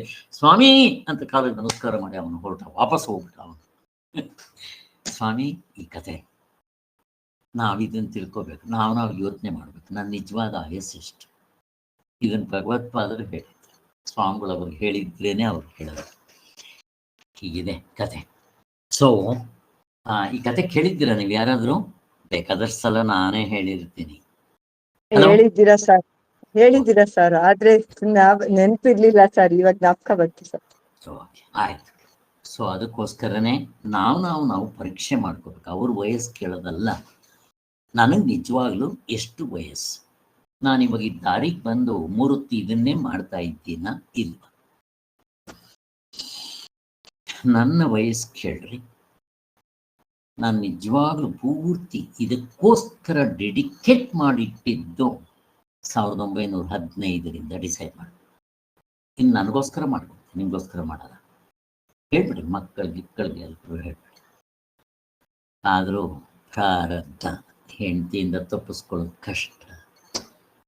ಏನು ಹೇಳಿದ್ರು ಕೇಳೋದಿಲ್ಲ, ಏನು ಮಾಡ್ತಾರೆ? ಪ್ರತಿಯೊಂದಕ್ಕೂ ನಾನು ಬರಬೇಕು, ಅವರೊಬ್ಬರೇ ಹೋಗಲ್ಲ, ವಾಕಿಂಗ್ ಹೋಗಲ್ಲ, ಬೇರೆಯವ್ರ ಜೊತೆಲಿ ಮಾತಾಡಲ್ಲ, ಆಟೋದಲ್ಲಿ ಹೋಗು ಅಂದರೆ ನೀನು ಬಂದು ಬಿಡು ಅಂತಾರೆ. ದೇವರ ಹತ್ರನೇ ಕೇಳ್ಕೊಬೇಕು ಅಷ್ಟೆ. ಎಲ್ಲ ಒಬ್ಬೊಬ್ಬರೇ ಹೋಗೋಕ್ಕೆ ಬರಲ್ಲ, ಒಂದು ವಾಕಿಂಗ್ ಹೋಗಲ್ಲ, ಒಬ್ಬರ ಜೊತೆಲಿ ಮಾತಾಡೋದಿಲ್ಲ, ಪ್ರತಿಯೊಂದಕ್ಕೂ ನನ್ನ ಹಿಂಸೆ ಮಾಡ್ತಾರೆ. ಇಲ್ಲಿ ಮುಳುಗೋಗೋಣ, ನಾನು ಇದರಲ್ಲಿ ಮುಳುಗೋಣ ಅಂತ ಎಷ್ಟೋ ಸಾರಿ ಮನೆ ಬಿಟ್ಟು ಹೋಗ್ಬೇಡ ಅನ್ಸುತ್ತೆ. ಒಂದೊಂದು ಸಾರಿ ಬಿಟ್ಟರೆ ಇವಳಿಗೆ ಯಾವನೋ ಗತಿ ಇಲ್ಲಿದೆ. ಈ ಆಧ್ಯಾತ್ಮದಲ್ಲಿ ಇನ್ನೊಂದು ರಾಮಾಯಣ. ಈ ಕಡೆ ಏನೋ ಅದು ಹೆಂಗೆ ಬಿಟ್ಟು ಹೋದ್ರು ಕನಗಡ ರಾಮದಾಸ್ ಸರಿ ಅನಿಸುತ್ತೆ. ಭಗವಂತ ನೀನೇ ಮಾಡಬೇಕು ಅಂತ ಹೇಳಿಕೊಂಡ ಕಡೆ ಸಾಧನೆ ಮಾಡ್ತಾರೆ. ಓಕೆ, ಈಗ ನಿಲ್ಸೋಣ. ಜೈ ಶ್ರೀರಾಮ್, ಜೈ ಶ್ರೀರಾಮ್, ಜೈ ಶ್ರೀರಾಮ್. ಗುರುಗಳ ಆಶೀರ್ವಾದ ತಗೊಂಡು ಜೈ ಶ್ರೀ ನಮಗೆ ಇಂಥ ವಿಚಾರ ಕೊಟ್ಟು ಮಾಡಪ್ಪ ಅಂತ ಹೇಳಿ ಮುಗಿಸೋಣ. ಜೈ ಶ್ರೀ ಮುಗಿಸ್ತಾ ಇದ್ದೀವಿ ಸಾಕು. ಜೈ ಶ್ರೀರಾಮ್. ಓಕೆ, ಜೈ ಶ್ರೀ.